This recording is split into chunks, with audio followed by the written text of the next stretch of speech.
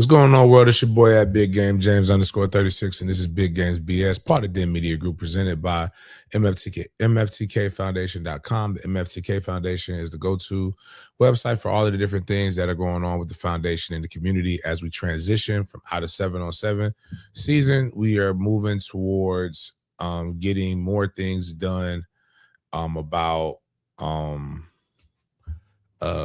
more things done in the community, and now we have 13U football with the Atlantic Stingrays and some cool opportunities. Some things that I am definitely going. I'm going to a meeting today about to game plan. We're going to do a youth football media day. I got to meet with the Gator Bowl about it, but basically we're going to highlight the different parks and the programs in the Jacksonville community on a grand scale.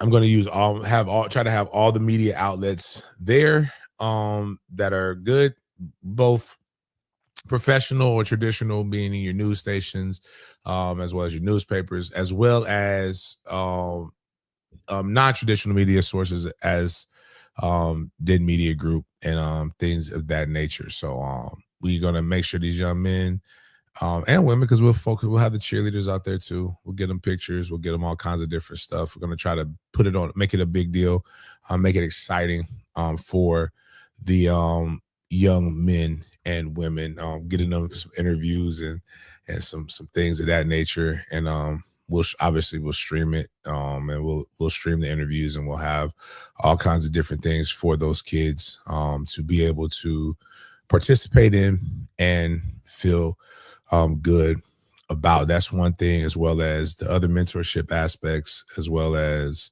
the book bag drives, all kinds of different stuff. And I am going to start trying to focus on creating what I want to do to kind of address the food desert problem here in Jax, with some different activities and active things that we have going on. But one of the things that I'm learning is that I don't really understand how big my reach is until somebody asks me a question. And when they ask me if I can do it, then I start just talking. And then I find out that the solution to that is literally right around the corner and in my wheelhouse for a lot of stuff. So, stay tuned for those different things.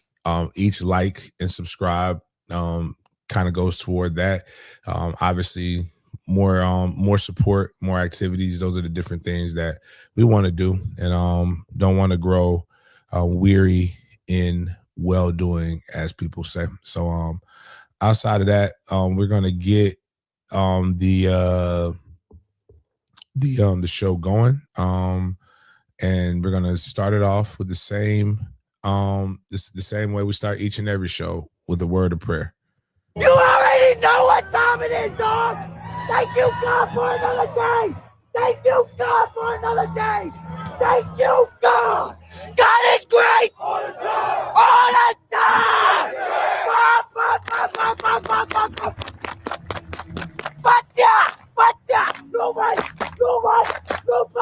Thank you, God.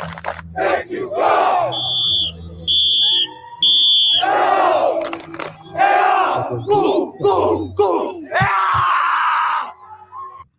That also doesn't include the fact that I'm probably going to partner with a group of people who are trying to buy a school. So it's a lot of cool shit going on, man. Like, just, I don't know, man. I got to learn how to talk about myself more, and brag on the shit. But some of this stuff is just a Tuesday. But outside of that, what we're going to talk about, Jaden's going to tell us here. Good morning, everybody. Welcome to another morning edition of Big Games B.S. here on Wednesday, April 29th. This is your first time at the show. Welcome. And if you're wondering why it's called Big Games B.S., it's because we bring the good, the bad, and the BS of the sports world, especially football, to your screens, eyes, and ears. I'm going to kick this show off with our MFTK segment. Have a continuation topic to touch on before getting into some NCAA talk. I'm going to start off with FSU, but we're going to branch out from there as well, even discussing some new post about the top 25 for next season. And also, we're going to touch on the NFL. We're going to make sure to touch on the final wave of 2026 NFL draft statistics. Also, some players are in the mix as well, some familiar faces in college from our respective favorite teams. Then we have updates with coaches and also players before getting into our big games BS section, where we bring the scope of the convo outside the typical football world. We have our food review BS or bussin' segment, and we have an OG Wyland segment to close out the day. But first, we do have a golf segment to discuss. Yeah, it's the golf tournament coming up. Just trying to get people to get with that. I got to start ramping that up this week.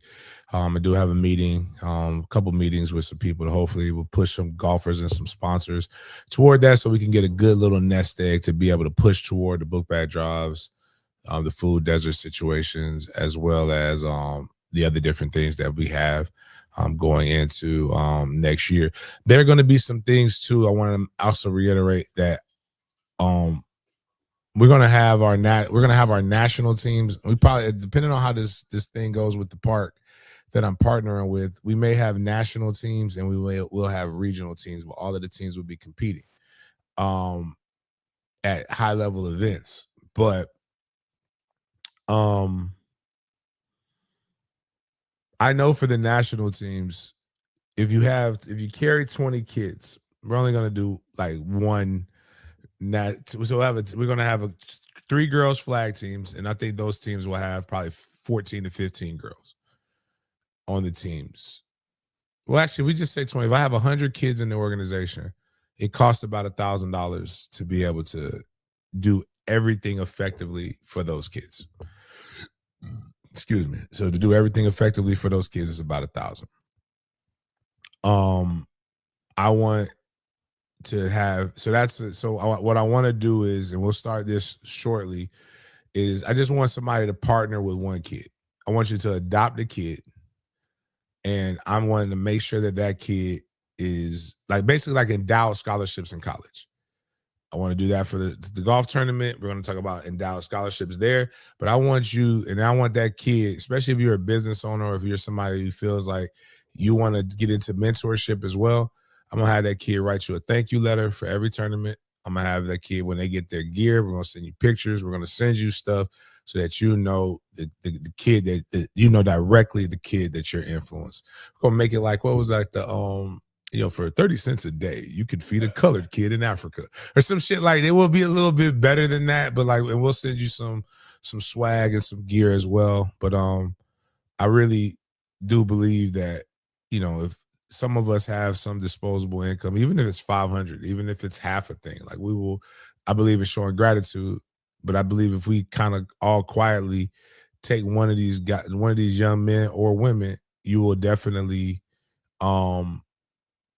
influence them. So some of them are going to be, and this also will help develop the kid in writing, in communicating, in gratitude, and all of they're going to be. I will make sure that they're held accountable, especially when we go on our trips, because we'll be taking 2 to 3 trips a month from January all the way through April, through the end of April. So this has been a really a big undertaking and a big journey. But I do believe that if the kids know that that somebody is watching them from afar and they got a fan, it definitely it increases what they want to do. And some of these, and it may even be develop a relationship where that kid may end up becoming a superstar. They may not be, but it's but it's all good.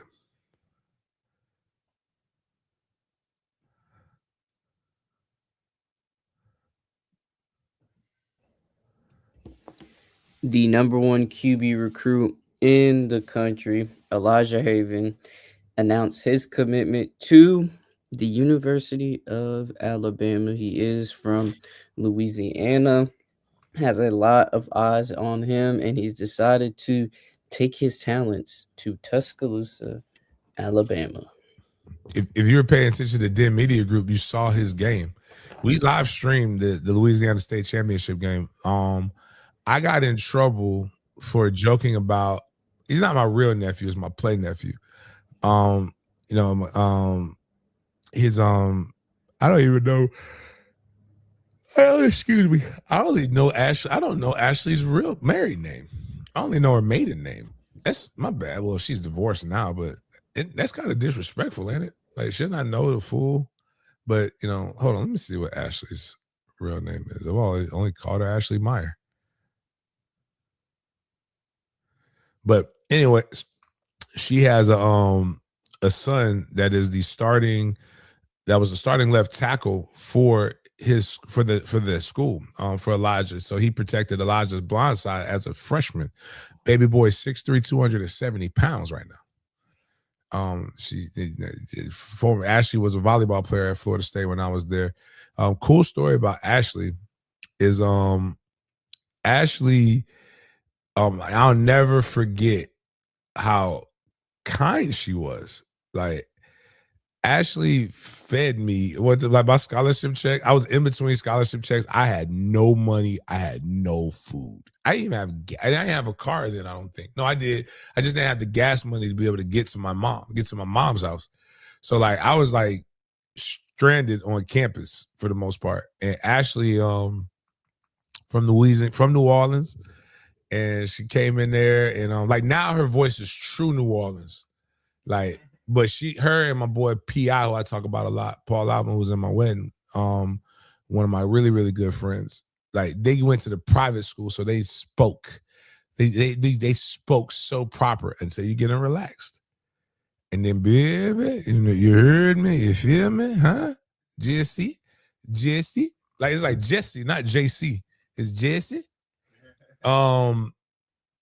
But she made me like some jambalaya and some food, man. Like cause she was on full volleyball scholarship. The volleyball girls got full scholarships too, but they didn't feed them.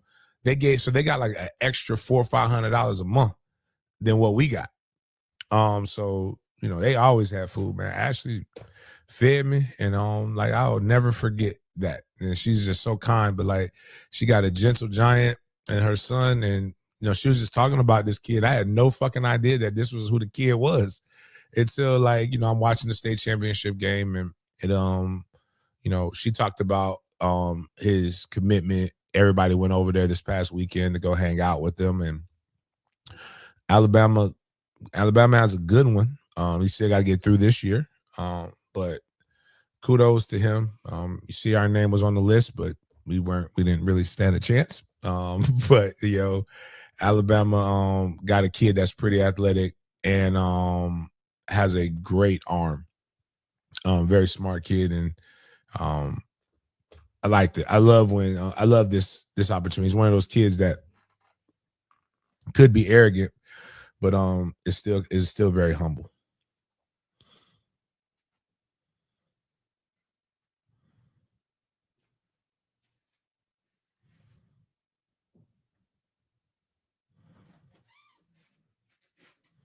I think you're muted, Jaden.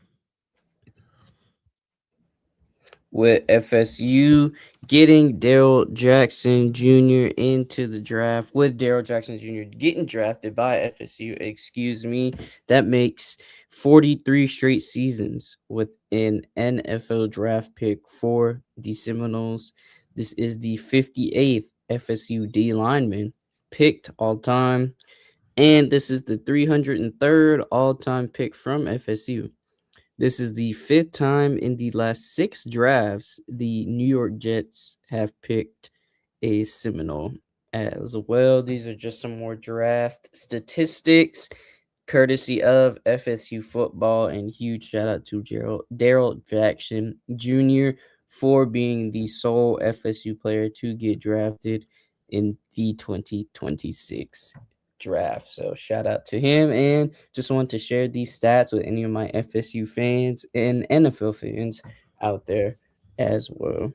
Those are good things. It just doesn't get talked about a lot, I guess. 43 straight seasons with having a draft pick is is impressive. 58 D lineman is impressive as well. 303, like that's it's a lot. What's crazy is,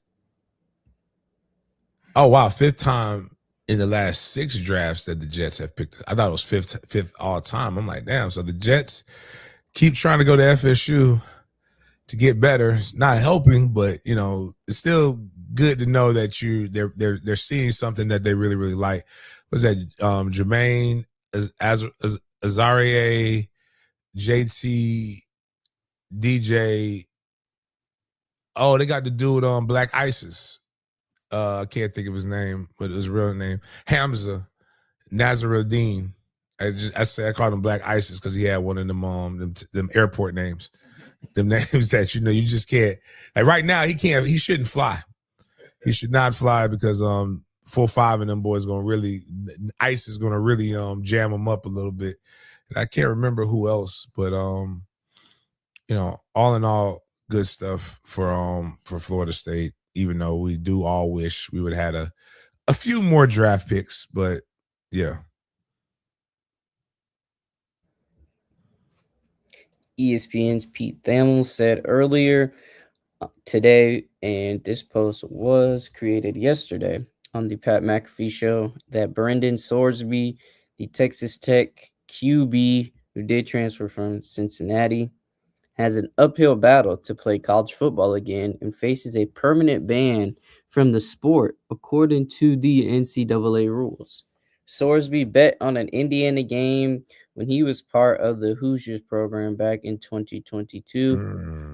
And the placing a bet on your own team, whether you play in the game or not, is punishable in the form of a ban from the NCAA. That's tough. I mean, if he bet on his team, if he bet on his team to win, I don't see the problem with that. I never see the problem with betting on yourself. But clearly he says he has a gambling addiction, so he's seeking help. I think they should be able to give him some kind of grace for that, trying to fix the problem, and instead of just, shying away from the problem and just, I think at a certain point we have to ask, what is gambling really the problem? Like, because if it is, we got to stop allowing gambling influence to come in to permeate. It actually, I'm here to tell you, it does make it more exciting to watch. Yeah. I ain't gonna hold you. Like, having a fantasy football lineup truly helps the season go to wait. Like when we do our I gotta do a better job of staying organized with it. But when we do our pigskin pick'ems and our college football pick'ems, does that not make any like game that is that I'm the only one who likes those games? Like watching those games, like I love my parlays. I ain't got a gambling problem like him. I'm only putting like $5 down, but that $5 could win me 50,000. And I be getting damn close to getting the money, and it's a thrill. It's a true thrill. I probably could make a little bit more money if I just did 10 $5 bets, because I'd hit on more of them. But I don't want to, I get where he's coming from. And the problem is, it's the same dopamine thrill that he has of playing in a game. I felt this. Why I love Texas Hold'em poker. I haven't played in years. I need to go. But like, I like it because when you're all in that thrill and knowing that you're gonna win and all these other different things, and people trying to bully you and bluff you and do gambling. Gambling has that thing. Now, did you see the real reason he sought help though, Jaden?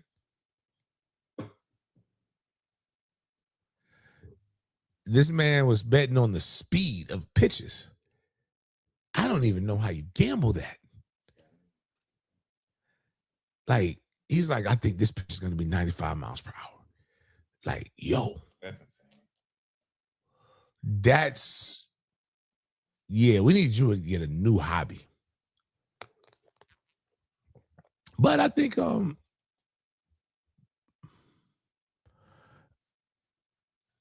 he just needs to. I think he needs some help. I think he needs. I don't want to see him not play football, but I'm gonna be honest with you. One of my favorite types of music right now to listen to, my favorite genre, is AI soul, and I don't understand how people. It's a great song by Nick Hustles. I don't know if that's his real. That's his AI name, but it's called "I'm Running." I'm running. I'm running out of fucks to give. Ooh, it's just like it's soulful. Like you gotta. Is it possible for me to give a fuck about as much shit as y'all give a fuck about? Like if his life is over, cool. Do I want his life to be over? Nah. Do I really care? Nah. Like just don't gamble. Don't gamble like that. Like and move on, learn your lesson. Sometimes you got to slap somebody. You got to really strike somebody down so that the next person doesn't do it. But as we keep permeating gambling into our culture, gambling is paying. I was looking at it from a political standpoint the other day, and I try to get into politics, but just the taxes. Do you realize that the states that gambling is legal in, most of them do not have a state income tax because they can replace it with the taxes that they levy on gambling in casinos. Like the percentage of money that they get from that. I'm with it. Most of the time, the reason why you see a lot of, like why you saw liquor commercials and beer commercials back in the day, those were the biggest payers of commercials for sporting events in general.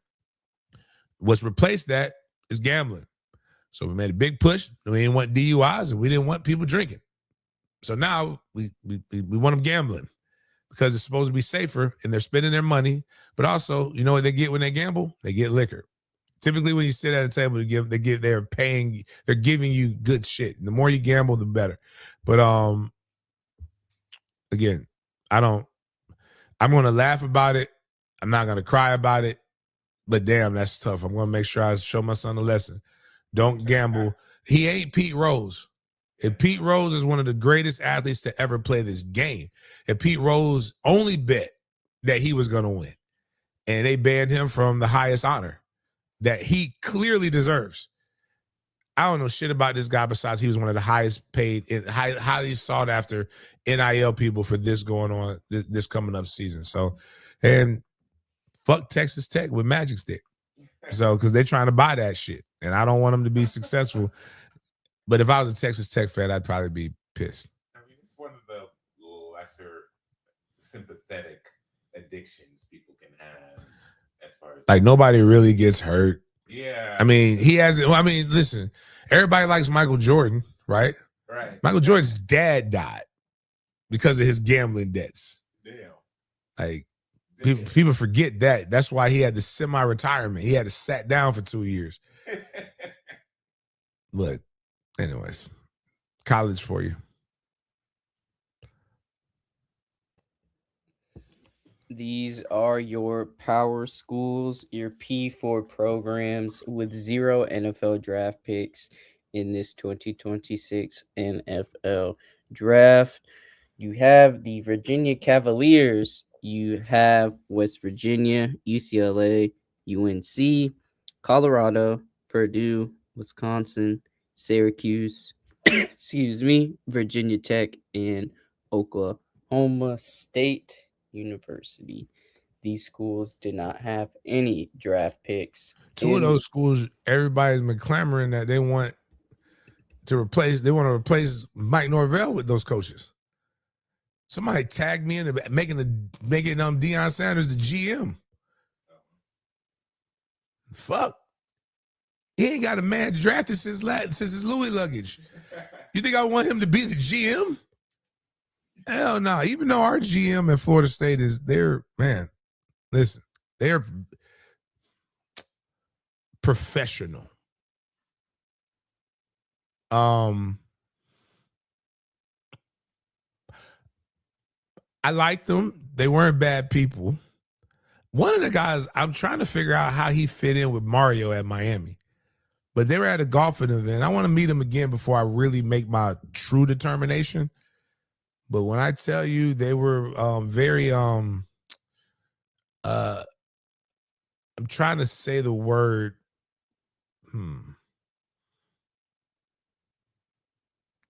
I, as a guy who's a few months away, oh yeah, Miles, your birthday coming up. Yeah.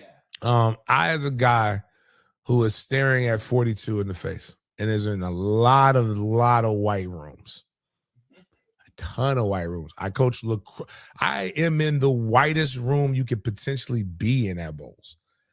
I coach lacrosse at Bowles. I'm just talking to an Army general today. I'm around a lot of I'm around a lot of variations of white people. And they're white. They're Melbatos.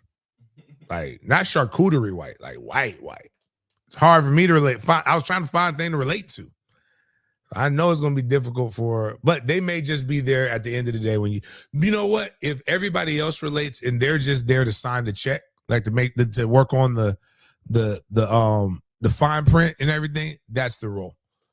But like, so I don't know how that's going to work. Unless Mike wins on the field, then none of this matters. But Virginia Tech, that shocks me. North Carolina is really shocking considering who the fucking head coach is. Like, one guy you gotta give me one for the shield, right? And then Syracuse coach. Like, I told y'all I like him, but like all of that shit he talks, if he doesn't win, that shit is gonna get old very fast. But West Virginia, that makes sense. UVA winning 10 games and not having a draft pick is kind of insane.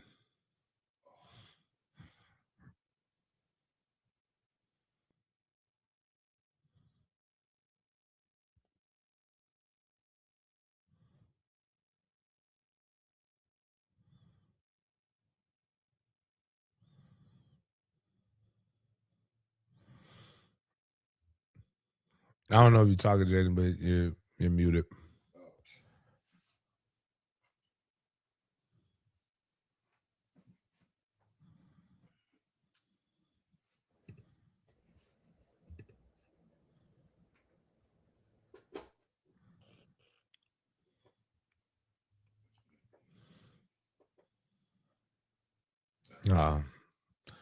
Laptop, but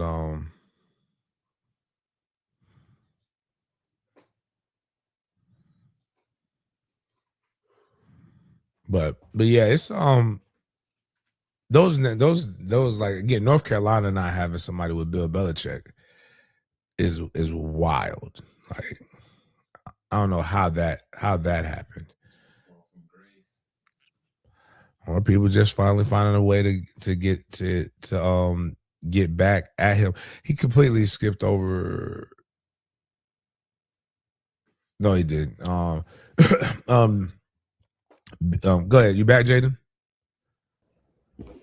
Yeah, sorry about that, but we do have some news, even though this is an NFL player pertaining to college with Jameson Williams. So the Lions wide receiver has filed a lawsuit against the NCAA, Big Ten, and SEC, the California Post reports. The former Bama OSC receiver is suing the three entities over allegations they use his name, image, and likeness without proper compensation. That's funny that this is a good case. I have, I got plenty of lawyer friends, and I'm gonna get into some of this stuff. Jaden, this would be interesting for you. Like, you could probably do a group project. I probably have some people that can refer you to this part. But like, I have friends everywhere. AG office, DOJ, and they send me text messages. But let's talk about this. This is kind of like the O'Bannon case. And people try to make this immediately about the video games. The O'Bannon case was with the video games, and if you realize it, that they went outside of the NCAA. It is called college football. So they're negotiating with the players to be able to give them a piece annually, and without having a union. See, like right now I'm in the NFLPA, but you shift from the NFLPA to the NFLPA Retired Players Association. Like, so but you're still covered under the same thing. And so if they use you could get a check if they use your name, image, and likeness later on in life. If they want to use some people, they will go and will go with the estates, go with different people to be able to use that. You can get the player cards, a whole bunch of other stuff that I assume with the video game. Now, what he's talking about, if you could blow that up a little bit, Jaden, so I don't have to look at my phone, I can just look at the screen. He is going over what happens when they use you for video clips, like when a school posts your highlights. I am no longer under the contract of the university in which I played for. You can no longer just use my picture without my permission when I was not compensated for that while I was at your university. So right now, Florida State wants to use, like, they could do this, right? Anybody could do this, but when the minute that they do that, that's where the problem comes in. Now, they could argue that without doing that, there's been a lot of black number 36s with helmets. But this is damn near what I ain't have black gloves. But if you see one with a visor, these bands, pacifier mouthpiece, 6 foot, 245 pounds, and you put that in from Tallahassee, Florida, like that's a lot of closeness to my name, image, and likeness. If you put my name on it, even more so. So this is where people are coming from with like, hey, yo, you cannot continue to profit on me while I'm trying to profit on my name as well. Because I am no longer under your guys. It's like a slave. I know people don't like this analogy because this is the reason why people know, and this is what's funny about it. We know how bad American chattel slavery was. So that anytime you use an example of slavery, that's immediately where you go. When slavery has so many different forms and functions and definitions. But you don't get to keep making money off of me in perpetuity. Some of y'all probably don't know what perpetuity means, but that's why I always say when you get these contracts, when they start using Old Testament language, stop reading, give it to a lawyer. You do not get to keep using me when I am no longer under your reach. Just like, because he can't use Ohio State and Florida State without their permission. So it's not fair. He can't use his pictures at Alabama or Ohio State to make money. So you should not be able to use my name and my image and my likeness to sway or make money without my permission. It's not even necessarily about money. It's about permission, because what happens is I can choose to let you use it for free. But that's my choice. And we know it's wrong, and that's why people are getting mad, because now the rabbit got the fucking gun. But it goes to a bigger line of thinking that where they don't realize the can of worms that they're opening, trying to prevent young men from making money. He got means and he's got lawyers that want to make money and make a name for themselves. But the DOJ is launching an investigation, and they're going after antitrust legislation, and they're going after there's a whole bunch of other different things that they're going for. DOJ has launched an investigation into NFL streaming service. They're monitoring that, but they keep trying to come up with transfer rules to get around all this NIL stuff. It's not going to work. Not in Florida, at least right now, because we're watching the College Sports Commission and the NCAA are doing. The College Sports Commission is doing a bad job overseeing the House settlement. Schools are finding ways around it. The NCAA cannot do anything. They have no regulatory power. People just need to let these athletes engage in collective bargaining, and then they can price cap. Until then, they're just putting band-aids over something that they don't want to face. The reason they were able to cap, and here's why the House settlement was able to work, is because they brought athletes into the process and the athletes had lawyers. So you cannot collective bargain if you don't have the people you're collectively bargaining for are at the goddamn table. So when you see these things, it's going to get picked apart, and there are people who are willing to go make money to fight that battle for these guys.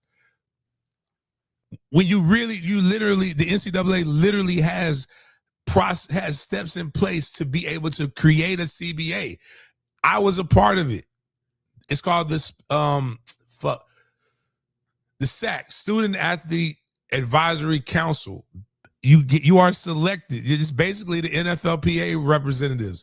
You are selected by your team to be the representative for your team to be able to go and talk about different laws, rules, and regulatory functions that they'll be able to uphold and make sure that they're doing the things the right way. So you can select 4 guys from the football team to be able to go and talk about what issues you have with football that represent you. But everybody treats this NIL shit as some hateration and holleration in this dancery. People are mad that people are making money that ain't got shit to do with them. But these boys fighting back. I love it. I love every aspect of it, and I hope they win because you could have done the right thing. But the most American thing, if you're a history major, America never does the right thing because it's the right thing to do. It has to affect the bread. That's the only way they're going to do the right thing.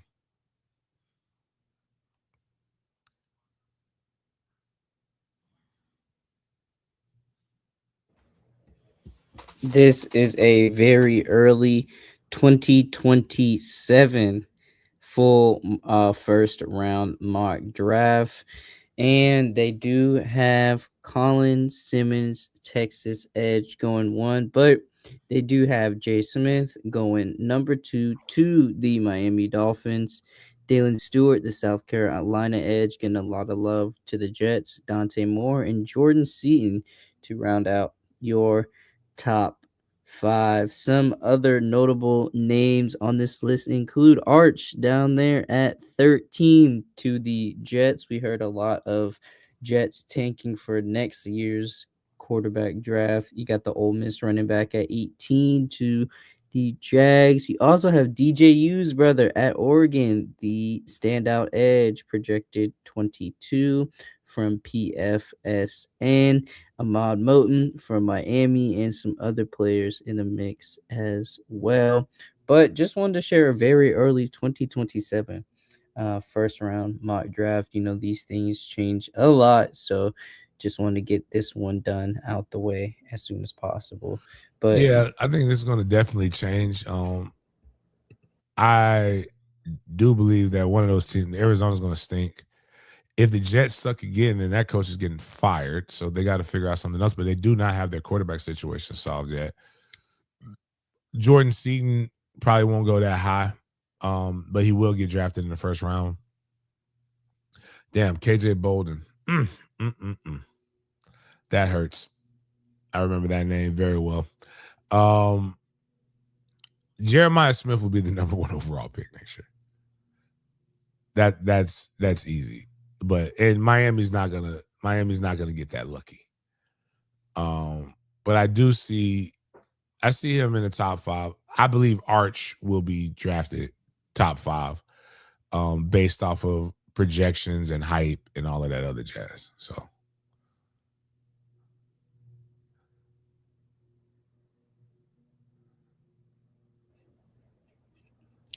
now we have some more info coming from the early top 25 list on USA Today. Speaking of too early things, we got one more too early topic of conversation for you guys. So USA Today decided to create the too early top 25 after spring practice. Gonna share this with you guys right quick and so we can see the names on this list.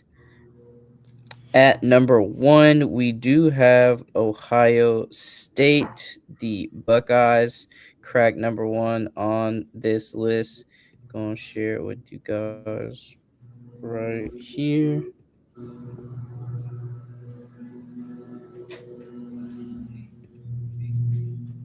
Let me see. Miles, it might be easier for you guys to do it on your end. Let me see, because when I'm trying to screen share it, it will Oh, not. there it is. I can see it's not blurry anymore. Okay, so if you can see it, I'll make sure to keep going down this list. Number 1, you do have Ohio State. 2, you do have Notre Dame. 3, Texas. 4, Georgia. 5, Indiana. 6, Miami. 7, Oklahoma. 8, Oregon. 9, Mississippi. 10, Southern California. 11, Texas A&M. 12, Alabama. 13, Michigan. 14, BYU. 15, Texas Tech. 16, Penn State. 17, LSU. 18, SMU.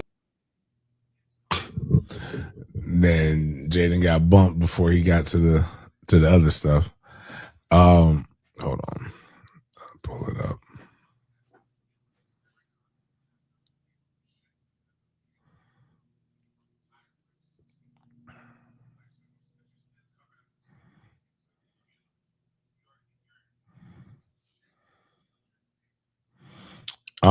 Really going down to the most important part on that list is FSU is on that list. I believe at 22. He got all the way down to, I think he had 19. Go ahead, read the rest of them. 19 was Utah. 20 is Tennessee. Iowa is 21. Florida State at 22. We'll get back to that. Houston at 23.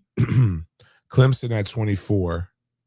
And Boise State at 25. But let's read their reasons for Florida State being 22. Seminoles coach Mike Norvell enters 2026 campaign under significant pressure, even with his huge buyout. The quarterback competition in the spring was won by Auburn transfer Ashton Daniels, settling one question. Others remain, with the offensive line still unsettled after a wave of transfers. Things are more sorted on the defensive side of the ball, with coordinator Tony White entering his second season. Daniel Lyons emerging as a leader on the young defensive line that has showed promise. Norvell has been positive about the linebacker group. Welcome transfer Chris Jones from Southern Miss. Jabril Rawls is the standout in the secondary that has several returning pieces. So when you look at what they're talking about, it's not out of the realm if the season ended for Florida State to finish in the top 25. And what I mean by that is that let's look at what was let me go try to see if I can find the top 25, the end of the season, last year's top 25, and we'll find out what the rankings were. Because I know people are just like, oh, Florida State stinks. Florida State stinks. Florida State stinks. Florida State stinks. All you guys are in this thing where you're battling your friends for who control the best. But again, as I've suggested, that Florida State, while bad, was nowhere near as bad as what we want to believe. It wasn't optimal. It wasn't to Florida State standards. But at the same time, if you win 3 more games, and those games were there. So Houston was 10-3 last year, and they were the 22nd ranked team. To finish inside the top 25, and there were numerous teams that were like that. You can have 4 L's. 3 L's is where you really want to be at.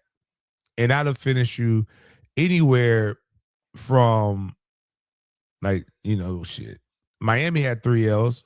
They were number 2. But we're not. Texas, 3 L's. They were number 12. Alabama had 4 L's. They were number 9. So we're going to look at that first.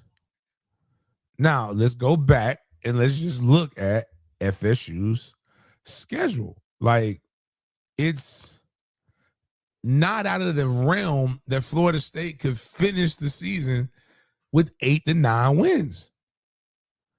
I know we don't want to believe that. I know we don't want to like, we want to say, oh my God, we suck, because everybody else is saying you suck. And sometimes one of the defense mechanisms to get in front of the trolls. But you'll know everything you need to know about this team after the tailgate on Labor Day. Because, we play on Monday. We play SMU. Now, if we lose in New Mexico State, I'm a refund. The tailgate would be off. We would not have, but we may have 2 tailgates this year. We're going to have the warm-up tailgate against New Mexico State, and then we'll have the big tailgate against SMU. You almost said you refunded. I will refund the money if we lose in New Mexico State. No, I didn't want you to double down. No, I'm saying no, not that money. Like, people will prepay for SMU. I'm not going to do the damn tailgate if we lose to SMU is what I'm saying. I mean, if we lose to New Mexico State, the SMU tailgate would not happen. I'm not coming to Tallahassee if that shit happens. You just won't see James for a while. Yeah, I am going to focus on the main thing, which is Mandarin, Atlantic Stingrays, Trey's team, and Kai's team. That's it. We're not worrying about everybody else. We're fucking focused. The most sponsoring ever. I'm going to Florida. Florida State forced me to be a better father this year because I had to worry about the things that were more important. It was stressing me the fuck out. No, I'm just joking. I'll say this, though. If we win, there's some really good quality tailgates that could happen here.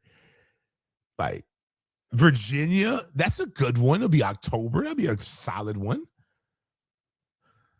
Clemson is always a good time. NC State is a good one. And for whatever reason, they fucking hate FSU to the point where they keep making the game in Tallahassee. The game that was in Tallahassee, they keep making that shit on Black Friday. And I hope to be coaching on Black Friday. So I don't want to be there. But all things being equal, whatever. So, but it's a flex. So, okay, so it's not locked in. It's a flex game. So Pitt is a flex game as well as Florida. So it's all about TV. So if FSU's making bread, that game will be on Saturday maybe. Right now, FSU, the money. Oh, I'm gonna put money on the money line. We plus 120. You gotta take the money. Just winning the SMU game outright. They're giving us minus 2.5 though. Really? Yeah. I mean, yeah, they're giving Florida State 2.5 points. Yeah, I mean, again, like, it's a lot of ways to look at it, but let's look at this. Okay, Florida State's 3 losses. You don't want to hear this, but I get it. It's Miami. Clemson ain't the Clemson that it used to be. Clemson is very winnable. I ain't gonna hold you. I gotta see us against SMU before I have any faith about Alabama. Outside of that, there isn't a team on that schedule that if Florida State plays to any semblance of competence, that you can't believe that Florida State can win. Florida is not that much better than Florida State from a record perspective, and from what you have seen the last few years. Their fan base is just as irate at their coaches as ours. Now, they got a new coach. We don't know what he's going to do, but he has the same resume as G5 Billy. I'm not going to believe they're going to whoop our ass until they whoop our ass. NC State, Pitt, Boston College. Again, Clemson ain't the same Clemson. Louisville, We just saw Virginia. Central fucking Arkansas. I know we're not losing that game. SMU is a tougher task. But like I'm saying, like, guys, like, it might not happen. But it's not a bad, it's that guy's got more optimism than you. Don't let the pain happen yet. The season is far away.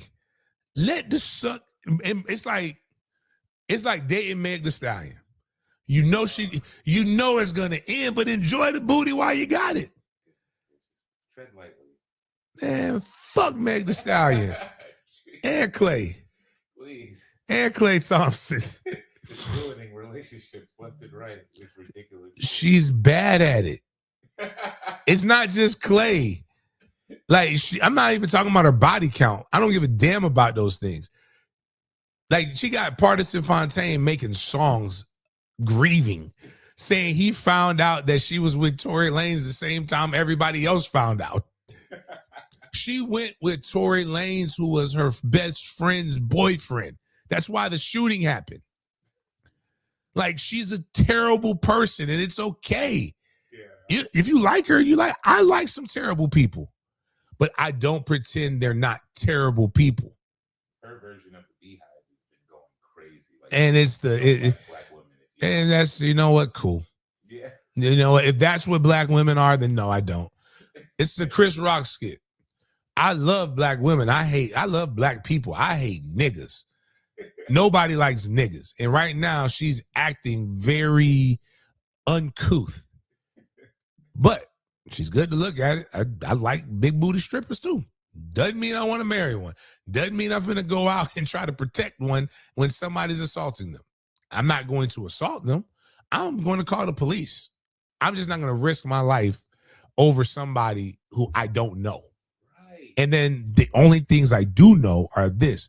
So going back to that thought process, what I do know is Florida State.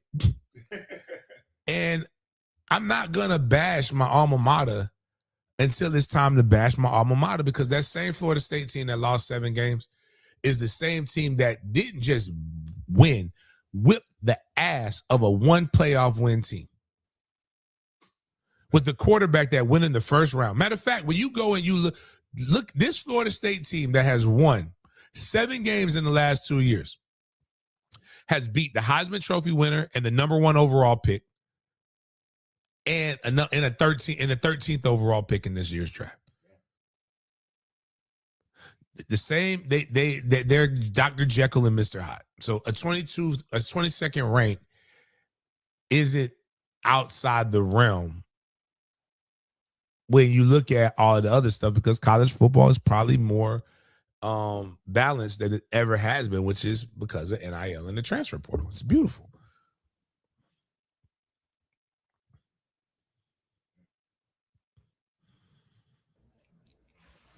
Sorry about that, guys. Sorry about the difficulties. It's just my computer was crashing when I tried to put up that USA Today, but I should be good for the rest of the show. Sorry about that. And now we're going to pick up on the early top 25 to another topic that hits somewhat close to home, but in terms of a different sport with the statistics cited. We're going to be talking about the NIL era in terms of the NBA draft. So we got this post courtesy of Mr. Jonathan at Draft Express about the NIL era in the NBA draft right here for you guys. So, according to Draft Express, the NIL era is flipping the NBA draft on its head. Only 71 players entered the 2026 NBA draft, down from 106 last year and a peak of 363 in 2021. That's the lowest early entrant total since 2003. College basketball stars are staying in school overwhelmingly. James, what do you think of the drastic drop-off from 363 to 2021 to 71, the lowest since 2003? People complain. I'm trying to find the post that I shared because it wasn't that long ago where people were like, it's like it was like 200. It was some crazy number of entrants in the NBA draft and people were bitching about that. And now they're bitching about not enough people are getting into it. It's creating a parody and it's creating the product. Like, so now they have an opportunity, which made women's basketball so much better because so many people are doing one and dones in men's basketball. The worst thing that happened in men's basketball, and again, it goes back to, I don't want to call them white. White people are just, they're white because that just happens to be the predominant race, right? And who are sitting in a lot of these seats to be able to make these decisions. And they're going to be more in there, like, because of the DEI. You don't like diversity unless it's in your sports. Like the people making the money to say, because you feel like the problem is some of y'all feel like you're going to be in that spot when you're not. It's not. You're not going to be on the court and you're not going to be in the decision. So like trying to hate on people to get there doesn't help you. But they convince you that, but you're not. You're not qualified. But I'll call them a mob term. And it's called, they used to say the old mustache Pete's, because I guess the old Italian men used to have the bushy mustaches or whatever. And the young dudes, like when Lucky Luciano and all of them tried to come in and get rid of the old heads to usher in a new era where innovation and, okay, I guess you don't really want to talk about innovation and prosperity in criminal organizations, but it changed some of the rules.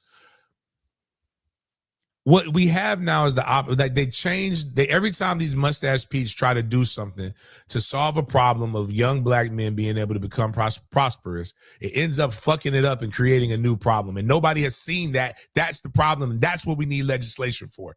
What do you mean by that, James? Everybody was mad about guys leaving high school to go straight to the pros. They were mad about that. They decided that the NFL was better. We need to make them do something. So they implemented you have to be 19 years old and you have to have at least 1 year of college before you can enter, or have 1 year of college before you can enter the NBA draft. And they were like, that's going to change. We're going to get these guys into college and they're going to love it. And so the guys who were ready to go out of high school, all they did was just sign and they didn't go to class. They did everything that they needed to do just to get able to play basketball. And then they were gone in a year. And that's why you started seeing the entry levels go up as high as they went. You know why it hasn't been the highest since 2003? If I remember correctly, that's the first year they implemented it. Or it was after, no, because LeBron is technically, I was 02. It was the year after, it was LeBron's senior year in high. After LeBron went in 2003, that's when they implemented the one and done rule. And then it fucked up college basketball because you could know the guys who wanted to go to the pros went to the pros and they were cautionary tales.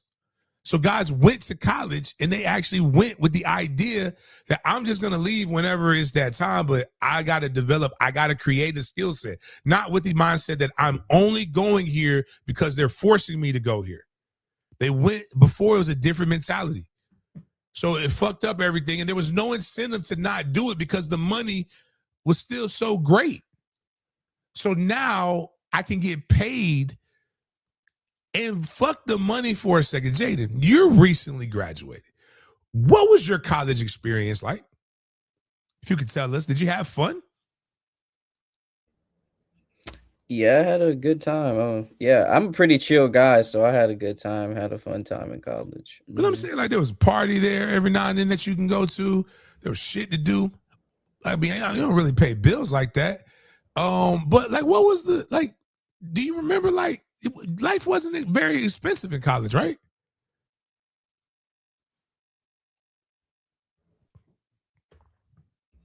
No, it wasn't too expensive. You were right. You were right for sure. For sure. $800 rent. Right. Like, a cool ass roommate that was your age. Bro, do you know what I would do to get $800 rent and be a fucking millionaire? I would be bought. And you got girls on campus. You got all kinds of stuff, man. You are living La Vida Loca.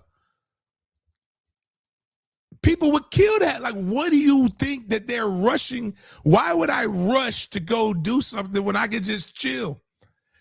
That's why when they be like, oh, the player's been there 7 years, he needs to get out. I'm like, if he can't find a higher paying job, why would you leave? Now, if you want to put rules in place, fine. Now there's It's rules. What it really shows is that what it really shows us is that there is a true need for a well-run organization that is a mediator between the actual pros and college. What do the Catholics call it? There needs to be a sports purgatory. But like, you get this and like you're making good bread. Like, why? Like, I could go. There's only a guy went on a podcast and talked about there's only what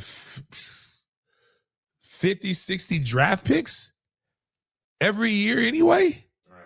Remember the $50,000 a year thing we did, and the percentage of Americans that make less than that. If you're making more than that or around that in college with less rent, I mean, why would I leave? It's almost financially irresponsible to leave. That part. But like, you were crying about guys leaving early. Like, these kids are leaving and making bad decisions and they don't know what they're doing. Now they don't leave. It's not enough kids leaving. We need more. We need more kids to try to enter the NBA, and we don't have enough slots to draft these bastards. Like, do you hear what you're saying? Are you listening to yourselves? But, hey, in the words of the prophet from Memphis, Young Dolph, get paid, young Negro, get paid. Rule number 1 is go and get the money. Rule number 2 is don't forget the money. Go get paid. The product is better. They were complaining because of all the one-dones. You get less identity and less professional players in the college atmosphere. They don't have enough time to train. Now you have a better product, and you're still complaining. It's just game theory. People just need a new mechanic. They need something else to complain about in order to freshen things up. Yeah.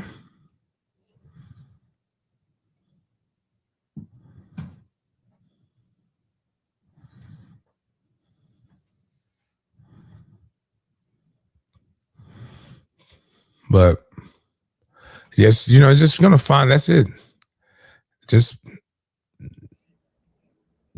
But it proves that haters are just gonna find something to hate on. It's their job in life. Like, instead of just saying, you know what, man, I'm gonna go make me some bread. Like, all the flavors you have in life to choose from, and you want to be salty. Right? Or you could have woke up and you could have been anything that you wanted to be in life, and yet you chose to be a hater. That's wild. I love it though.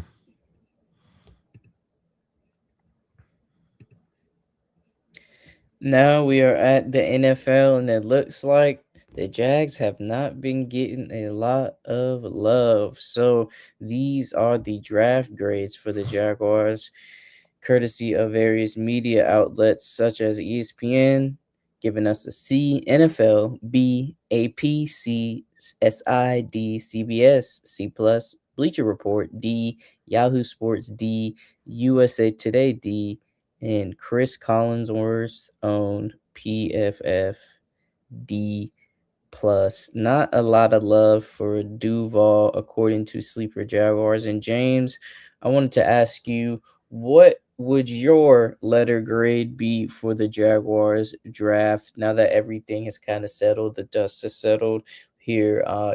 Gladstone coming out explaining why he chose the tight end. We see more information about the tight end coming out and everything. What would your draft grade be for the Jaguars for the 2026 draft? I did C plus on Sports Final, and the reason why is like, you have to understand what they were going for. Like, it was not a sexy draft. Depth over desperation is what I was That's what I've put. We had one pick. The first pick we had was the 56th pick overall. Now, granted, I wish they would have got Anthony Hill, who was there, but the tight end is going to be serviceable, and he can do things, and I can see why they reached, but they just didn't have that. While they had the draft capital to build depth, they did not have the draft. They did not have the draft. They didn't have it wasn't a wealth of currency in there. They did not have any. They weren't like the Giants that had 2 top 10 picks. They weren't one of those teams that had multiple first round picks or even a first round pick because of because of the decision that they made. That being said, I actually kind of I like their second pick. He was an AP. I mean, you drafted you got a D tackle who was an AP All-American, first team in the 3rd round. That's good. You lost Britton Strange for 5 games last year. So you went and you got 2 tight ends, so that because that's a position where you focus on the run game, and Trevor likes to be able to throw it across the middle to guys, and he throws that infirmary ball. But you need more people to. As I told Mia O'Brien, when it was a funny, it was one of the best pause moments you can ever have. Trevor went and this is the key to life, fellas. Once you find someone who embraces your balls, life becomes better. And Trevor found some men who embraced his balls. He threw some uncatchable balls. But Jacoby Myers came in, and that man went and grabbed them balls out the air. And you know what happened after that? Everybody else started catching balls too. When I said it, I was like, yo, that's wild how that sounds. But but he threw my man in the hospital. Like Britton Strange got it. And all they did was they thanked him for his service. They gave him I think they gave him a better contract, but he's same with Jacoby Myers. He's gonna live 2 less years. Yeah, he's like Strange. And then what's my guy Parker? Washington, Parker, they out there catching, doing all kinds of strange shit. Can't teach their kid math. Yeah, they don't know their kids' names. This new math, I don't know. Yeah, 1 + 1 is tough. But the offensive guard they got from Oregon is pretty good. It's just nothing. The reason why they're not giving a high draft grade is because there's not a damn thing sexy about this draft. But they went 13-3, and they are adopting the same methodology as the Rams did. So if they go 13-3 again, I'm not bitching until they give me a reason to bitch. So I gave him a C+ because there was nothing over the top, but hey, everybody's entitled to their opinion, but a D is wild. D means they got nobody nobody worthy of anything. And that also just means that a lot of people don't really watch or pay attention as much as they pretend to. And that's okay too.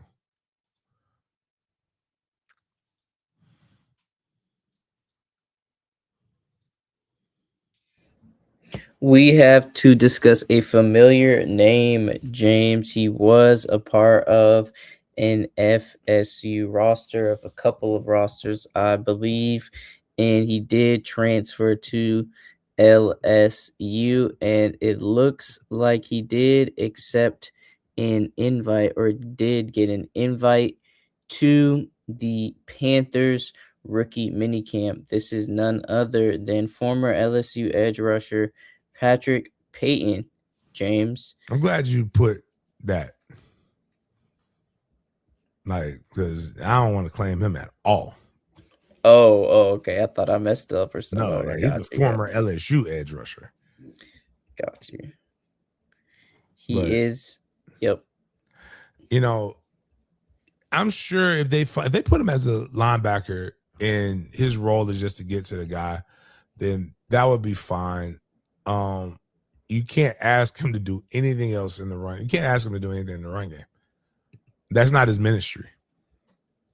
Also, just I remember one of the scariest things, right? And it reminded me of Kelvin Benjamin.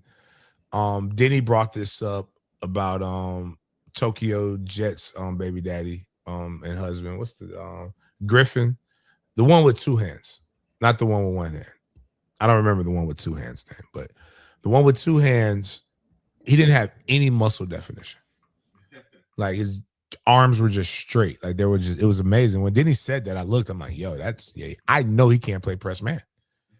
Like these guys have these bodies that look like 6'5", 265 on paper, looks great, but their development, they look like Trey. And what I mean by that, they look like a prepubescent boy that hasn't lifted anything. Or a girl. Like when you look at kids when they like before they really get into before puberty really hits, or a female athlete before they really start training. Like once a girl athlete really starts doing athletic training, like give it like 90 days, their body completely transforms. Like their thigh, they start getting quad definition, and they start doing that complaining shit that girls do. I can't fit in my jeans, baby. You got to be thick to be an athlete. You're not fat. You are working. Like, trust me. Like, you know, trust me. I've seen this story time and time again. Wait until you get to college and it's gonna all change. All the attention, you're gonna have more attention than you want. But that's what they look like. Smooth. Like I saw him in the pictures, and it just like Waka Flocka. If you've seen Waka Flocka with his shirt off, it's just the tattoos, but the tattoos look like they're writing on paper. Not like they're like, then there's like 50 in back in the day, like when he had his tats, it looks like somebody was carving rock. Like it's like you see this, and then there's like it doesn't go straight up and down. I don't know how to explain. Like I'm trying to give a better way to Patrick Payton has no muscle definition, which shows off when his explosiveness, even though and it's amazing that he was able to be as successful as he was with the body type that he had. But the NFL saw that and just said, nope.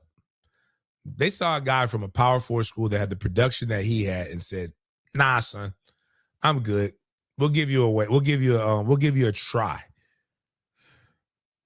Which is kind of incredible when you think about it.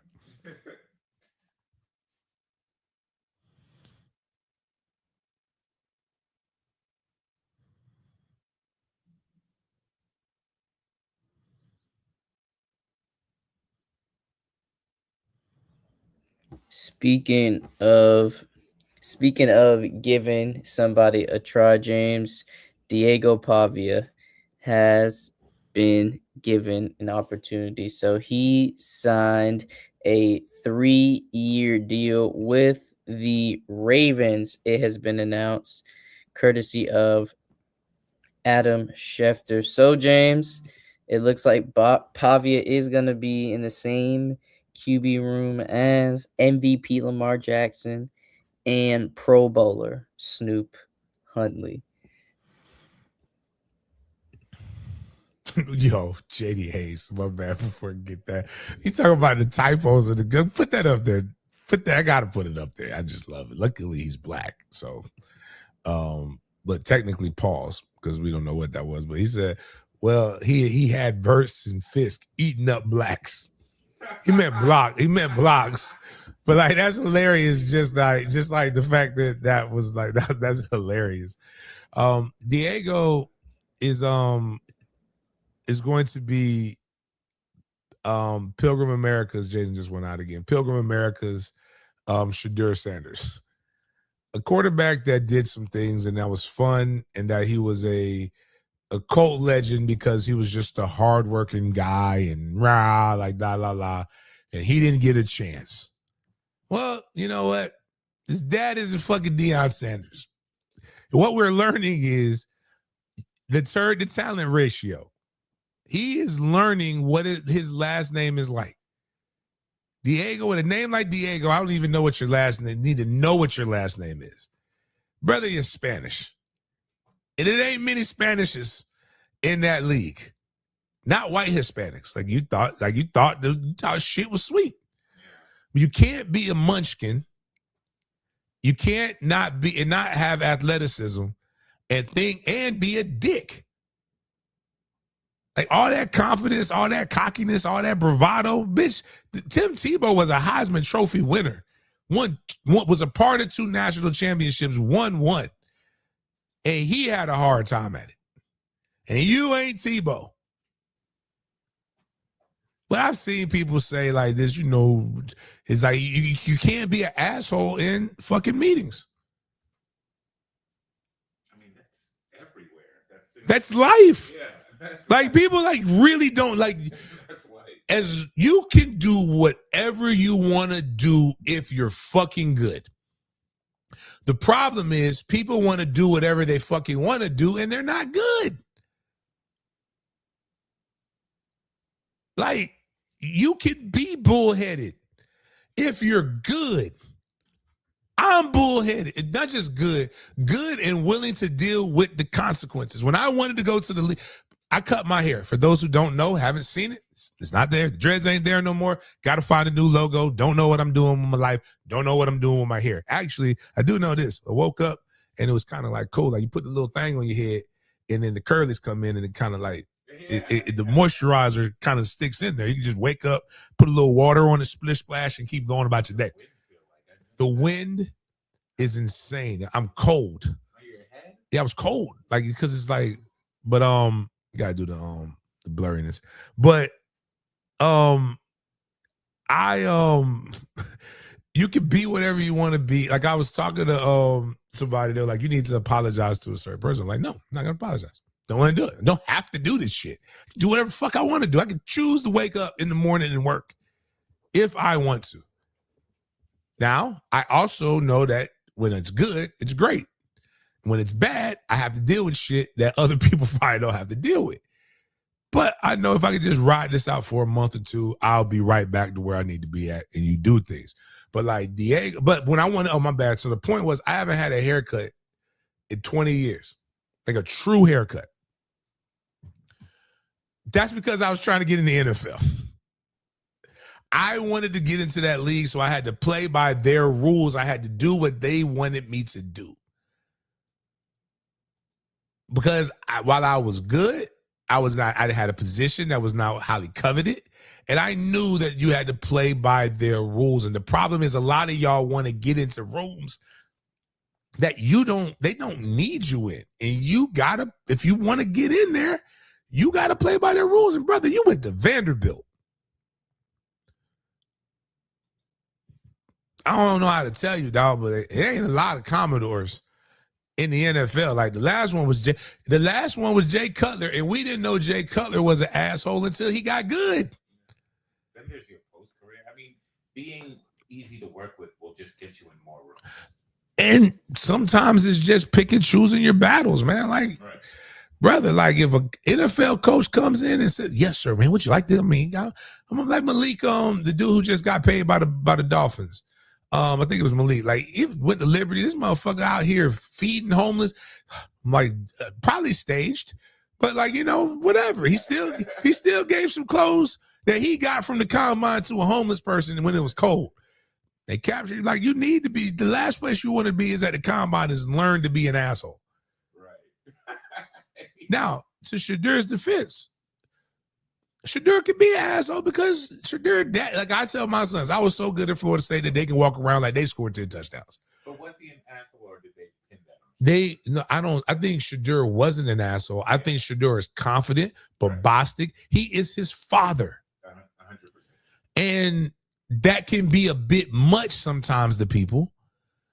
And he wasn't that great when you really watch the film. He never won a game that mattered, but he was also good.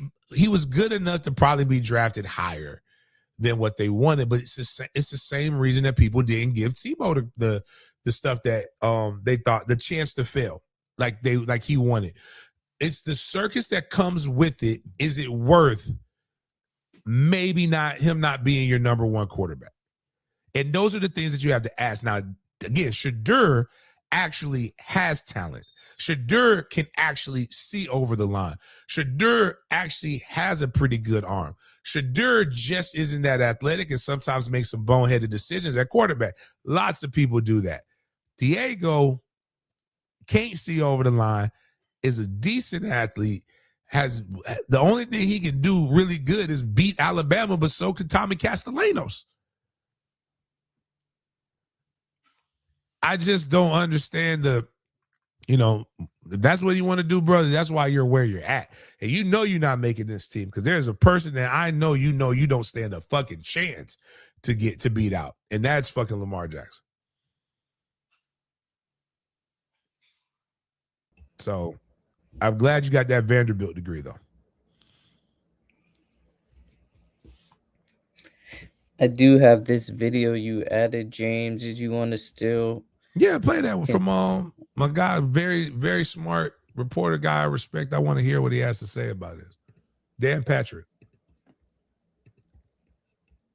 We focus on quarterbacks, and it's the most important position in all the sports. And then you start to think about, it's one thing to be a starter in the NFL, but it's another thing to be a backup quarterback. And we've talked about this before. There are certain backup quarterbacks that you say, not worth it. I go back to Colin Kaepernick. If he was going to be a backup quarterback, wasn't worth it. Tim Tebow, not worth it as a backup quarterback. Too much coverage for my backup quarterback. Even Cam Newton, if he was going to come back and he was going to be a backup quarterback. Johnny Manziel, you got to have a backup quarterback who you probably don't see very much, and that's a good thing. If you're one of the McCown brothers and you're just there for 15 years, Chase Daniel, nice college career. You just want to make sure that guy is just there in case. Colt McCoy. Diego Pavia was a Heisman Trophy finalist. He did not get drafted. Now, there's a few reasons why. He was very, very good in the SEC. That should stand out, and that should make you draft eligible. You should get drafted just based off what you did. You did it for Vandy in the SEC. You can have personality at other positions. It can be absorbed. It can be embraced, but not a backup quarterback, because quarterback is evaluated differently. You can be an elite talent, get away with that. A wide receiver, you can be an elite talent and get away with that, or a great defensive, lineman, edge rusher. The message from the NFL is really clear. If you're not a can't-miss prospect, professionalism is not just valued, it's required. And that hurt Diego Pavia. Also, that he's not a tall guy. Most of your backup quarterbacks, if you check, are not short quarterbacks. Diego Pavia might be 5'10", but you start to look at what you did in your pre-draft meetings with teams. Shedeur Sanders fell to the 5th round. It wasn't anything that he was doing on the football field. It was just personality. 5th round. Pavia goes undrafted. He didn't have an agent. But you have Tebow, Cam Newton, Kaepernick, other examples of your backup quarterback being too much of a headline or potential for a headline. Pavia's being invited a tryout with the Ravens. He wasn't signed as an undrafted free agent. He gets to try out. Now, he's also friends with Johnny Manziel. That doesn't help. And you start to belittle Indiana football, Fernando Mendoza, Heisman night. Football moves on quickly. Yeah, you can just ask Johnny Manziel. It moves quickly. It's like, oh, yeah, what are you doing now? Nothing. Okay. Check back in 5 years from now. I'm probably not doing nothing again. But Diego Pavia has a personality, but he does not have a personality that I want as my backup quarterback. I don't think he's good enough to be a starter in the NFL. He's not Doug Flutie. Like Doug Flutie was 5'9", Heisman Trophy winner, but he was the ideal personality to be a backup quarterback and ready to come in when need be. In fact, Flutie was ahead of his time. Flutie would be able to play and play at a pretty high level. Bottom line is, but Diego Pavia, the personality. If you don't got the moral of the story is 99% of all student athletes go pro in something other than their sport. And but I don't want to just harp on Like you gotta be professional. Even then, because like I'm not as big of an asshole as people make me seem. I'm an asshole to certain people, but if you really truly listen to them, they earned it. But in professional settings, I am who I am, but I do tailor it to my audience. I'm actually very, very chill for the most part until I'm not. But yes, sir. I say yes, sir, no, sir to kids. I say it to everybody. I like to shake people's hands, and if a man has a weak handshake, it really fucking bothers me. I did find a new dap that I saw that I'm gonna do with kids. I'm gonna go 2 slaps and then shush. I like that. I saw a guy do that. That's gonna be my new greeting to every one of my players that I get with, because we're going to teach guys how to be themselves, but tailor themselves to the audience in which they are going to. But being kind will get you indoors and have people speak on your behalf that you never would ever guess. Like, so it's more people who talk like that because I hear it, they won't allow you to say a bad thing about me because they don't know that side of me. I also am one of the first people in America, one of the few people in America who will tell you, oh, that person probably has a great reason to talk bad about me. And I gave them. They were looking for one, and I gave them the opportunity. I wanted them to have it. I'm gonna push you on whatever side of the fence I can, if I know. But most of the time, those guys have never had like millions of dollars, like, or 6-figure contracts waiting for me. If somebody got a 6-figure contract waiting for me, I'm gonna be a little more couth, to say the least.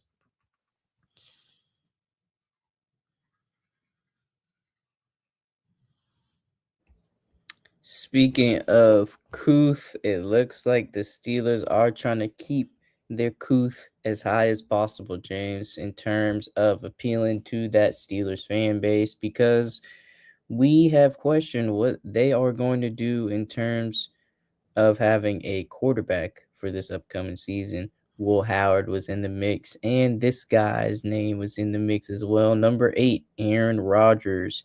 I think he is 41 or 42. We did look it up last time, but I keep forgetting his age. The 42-year-old QB was placed on a rare UFA tender, and this means that he can accept a 10% raise off of last year's salary, which would pay him about $15 million this season. As another condition of the tender, Rodgers would only be able to sign with the Steelers once training camp begins, and also the tender preserves the Steelers' right to receive a compensatory draft pick in the event that Aaron Rodgers signs with another team. But that was a post that has been edited, and now just want to relay back to the first one. The Rodgers would only be able to sign with the Steelers once training camp began. So this kind of locks them in a way. But James, they placed him on this rare tender. So it looks like the Steelers have a quarterback. Is it still a question mark around Aaron Rodgers? Because we know with this age, 42, I mean, you can only be so healthy, right? I'm so fucking tired of Aaron Rodgers. Aaron Rodgers has become Brett Favre.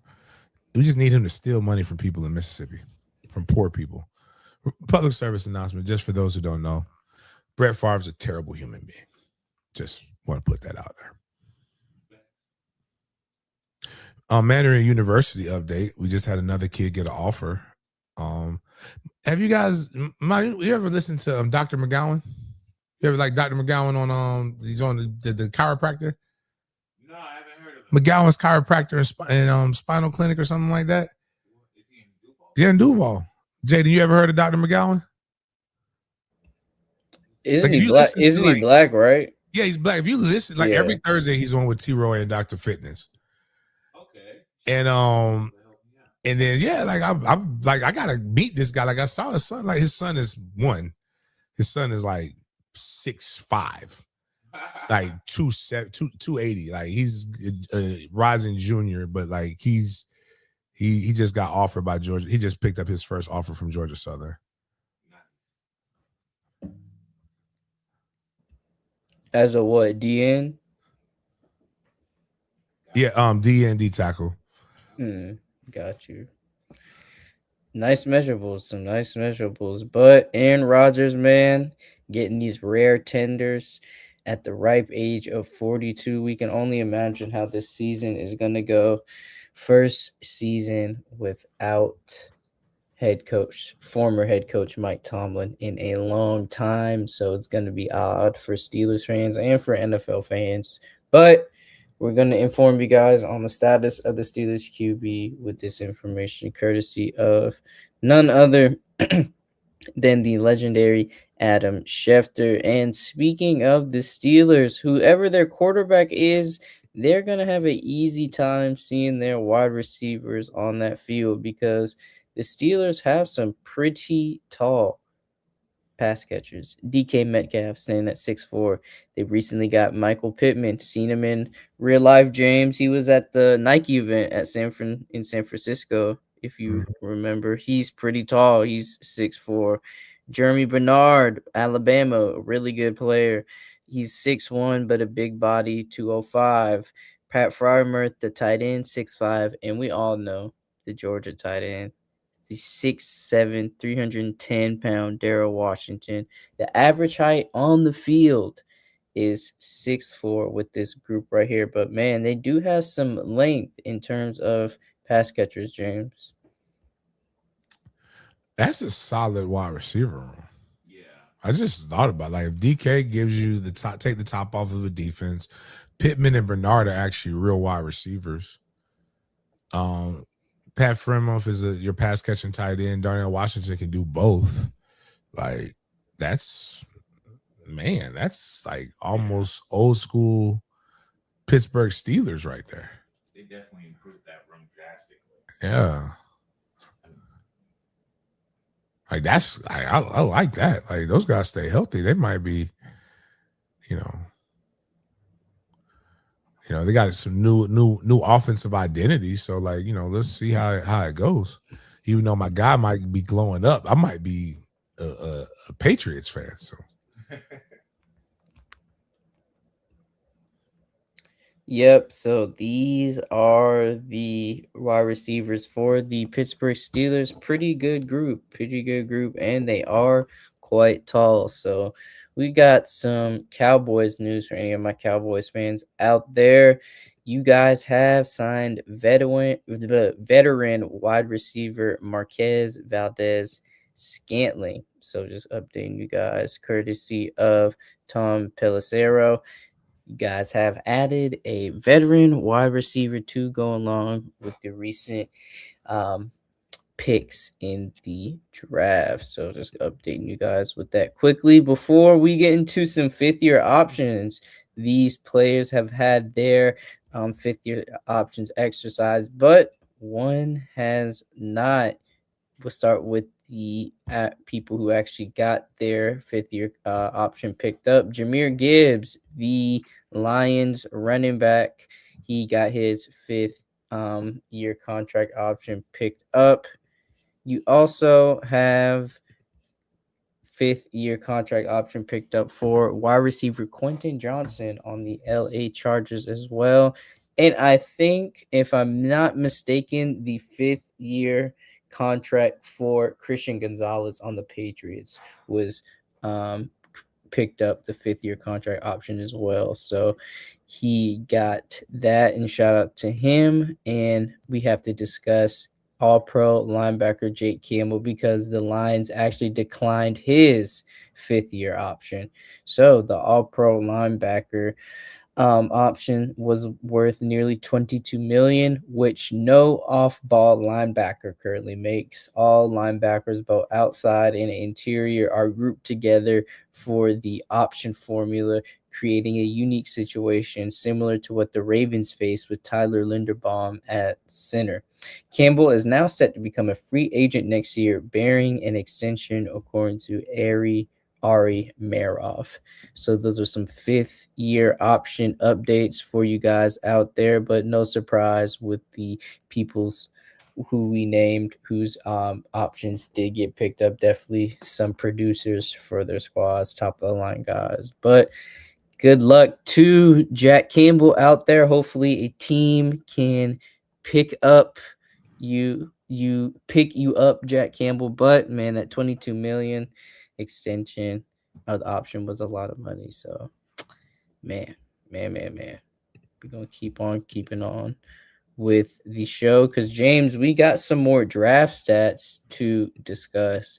There's been some more information that came out about the draft, and the theme it looks like was tight ends. James, let's take a look at this according to Next Gen Stats. Excuse me, 5 teams, all in the AFC, selected multiple tight ends in the 2026 NFL Draft, the most to do so in any draft under the 7-round format. Those 5 teams in the AFC were Dolphins, Ravens, Browns, us, the Jaguars, and Broncos. Multiple tight end sets were used on a Next Gen Stats era high 33.2% of offensive plays in 2025. Those can be anywhere from your 12 personnels to your 22 personnels to your 13 personnels. Those can range from all those things, but we got some more draft stats coming to you guys from DraftKings as well. These next gen stats are great, and according to next gen stats, the Jets dominated the 2026 NFL draft. So they were ranked number 1 in the next gen stats draft score, measuring the overall quality and projection of their class. And also, James, one of the things Coach Kurt Signetti valued is production, and we see right here they led the most productive out of the draft class. You got D'Angelo Pons in there, you got Omar Cooper there, David Bailey in there producing as well, and can't forget Daryl Jackson Jr. and highlighting the impact of the first 7 picks. That's what the most productive draft classes meant. And James, based off these picks right here, do you think the Jets really have something different with these players they chose in the 2026 draft? They have some names on here as well. I mean, D'Angelo Pons gives you a guy who could play multiple spots in the secondary. You got really great value for him in the second round. And he's a hell of a phenomenal athlete. Um, Cooper gives you a good wide receiver. I really like you got Bailey to rush the passer, and you got Daryl Jackson on the inside that's going to command double teams. You just need him to not drop back in coverage on run plays. If he's able to hold his ground and secure his gap, you just really got great value at every round. Like, I you got to win the games. But you got the ingredients. Now you just got to put them together and make it a Michelin chef meal. So like and you're in a division where you have two teams that are kind of clearly at top. One team is at the bottom, like where you're at, but the Bills are beatable. So obviously we've seen that numerous times. So are the Patriots, but they're coming off of a trip to the Super Bowl. So but you've got to go out there and compete, and you've got to be able to get pressure on the quarterback as well as be able to score points. And I think they addressed that in a draft that wasn't fully wasn't that deep, but they found spots that I like as far as name recognition and what you see in the production.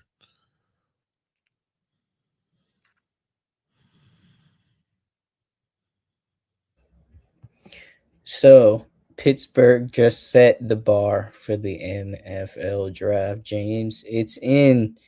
So they set the record with 805,000 people over the 3 days.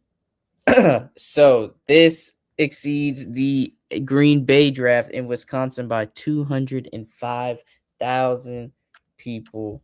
Man, James, the people in Pittsburgh love them some football, going back from Cleveland to 160K to Pittsburgh with 805K. Man, those are some crazy numbers for some football.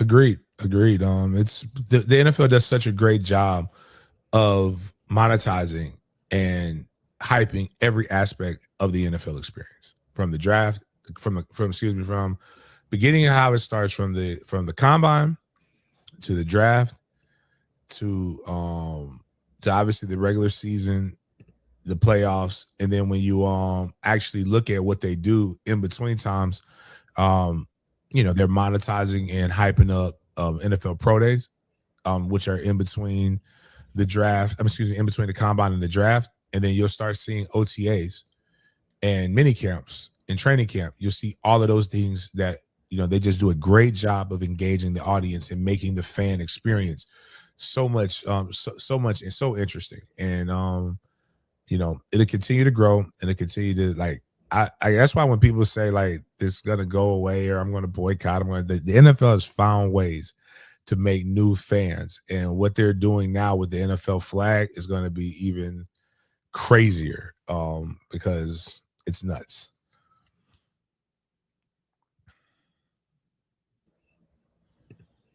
These are your list of free agents still available on the market.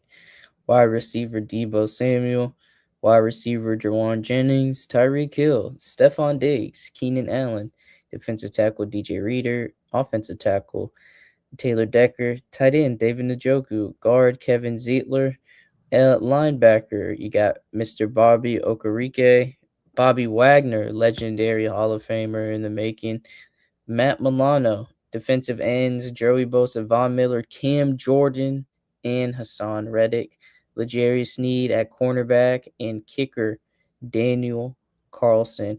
Important, teams are now officially allowed to sign free agents without it affecting the compensatory formula. But James, there's some pretty famous, well-known names on this list. Some guys who were dogs back in their primes, in their heydays, and now you're starting to see some of the more popular names fizzle out in this free agency market. Hopefully those guys can get picked up by a squad, though, for sure. Tyreek Hill is somebody that I would give a shout out. Debo would be somebody I'd give a shout out. Black Panther, David Njoku. Von Miller, man, that's crazy that he's still trying it. Legend. But Bobby Wagner, I would give Bobby Wagner a go. Until he can't go, I'm giving him a shot. He's a consummate pro, but Bobby Wagner in Jacksonville. Yeah, I definitely would not mind it. Respect. I don't know how that humidity will get him, man. He's been playing a long time, man. I don't know how we'll get to him. Legend for sure, Hall of Famer in the making for sure. So just wanted to give you guys a list of free agents before we give you guys something somewhat indefinite. We're going to end on we don't know the implications or ramifications of this. We don't know where this is going to end. We don't know how true, if anything, this is. But according to the Daily Mail, according to Polymarket Football, the Patriots have reportedly been prepping for the possibility of Mike Vrabel resigning. Mike Tomlin, James, who just started his role with Football Night in America as an analyst, is rumored to be a potential candidate, however. James, so we got to ask you a few questions. One, if you had to do the, crystal ball projection of what percent you think this is true, what number would you say that is? You think it's 40%, 60, 100%? 45. 45. It's a lot of steps are being taken to like prove this to be true, like the going to rehab, right? Taking time off for the family. It's like a lot of and there's more things coming out. And when you look at, I'm waiting on her to fight back. Like, remember, like Well, she does not have a Twitter. Just want to that's what I'm add, saying. she Like, doesn't she have a didn't Twitter anymore. deactivate her Twitter until the picture started coming out. And the reason why I say, like, this is what I'm not saying that her ex-husband is a bitch, right? I'm saying that he is acting like a woman scorned, though. Except for he has the bread to keep going at it. And he ain't letting this die. And I ain't mad at him. Yeah, no. It was the tweet that really got me to where, like, okay, this is more than just cheating. Cheating doesn't bother. Like, that's their relationship. I got my own problems. Don't put a baby on me. And if we do have a baby and it's mine, don't name my baby after a lover. Like, this lady barely just popped the baby out and she's trying to look up who the best coaches named Mike. And then they showed a picture of them not too like far, like around the time that the damn baby was happening. Like, yeah, scoring away. Like, he has every right to be mad. I was looking at Saturday Night Live. It was a Saturday Night Live thing where they try to make it like the holiday message, right? This lady doesn't want to give a bum any money, and it's Keenan, and it's a white lady. And he goes by, he's like, ma'am, excuse me, ma'am. I told you I didn't want to give you. No, you dropped this gift. And then she gives him the gift, and now they go, and she's like, you know what? I'm going to take him. Cleaned him up, did all of these different things, spent the day with him. Her husband calls and says, where are you at? We have a Christmas party. Your family is here. And I go back and I was like, the first thing I thought about was her husband having to host the Christmas party with her fucking family. Exactly. Crazy. Wild boy. You know how pissed I'd be after Ben fight? And it's just the level.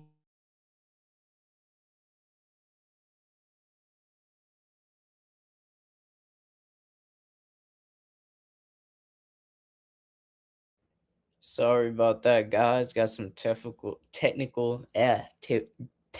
difficulties on James's end, and I guess I got some on my end as well. Speaking, but just to give just some more context around the situation James was saying. Yes, this situation has gotten completely out of hand because the array of pictures were exposed to the media by way of private investigators, although we don't know who actually sent those private investigators. It hasn't been confirmed. Everybody assumes it's been her husband, who does have a lot of bread.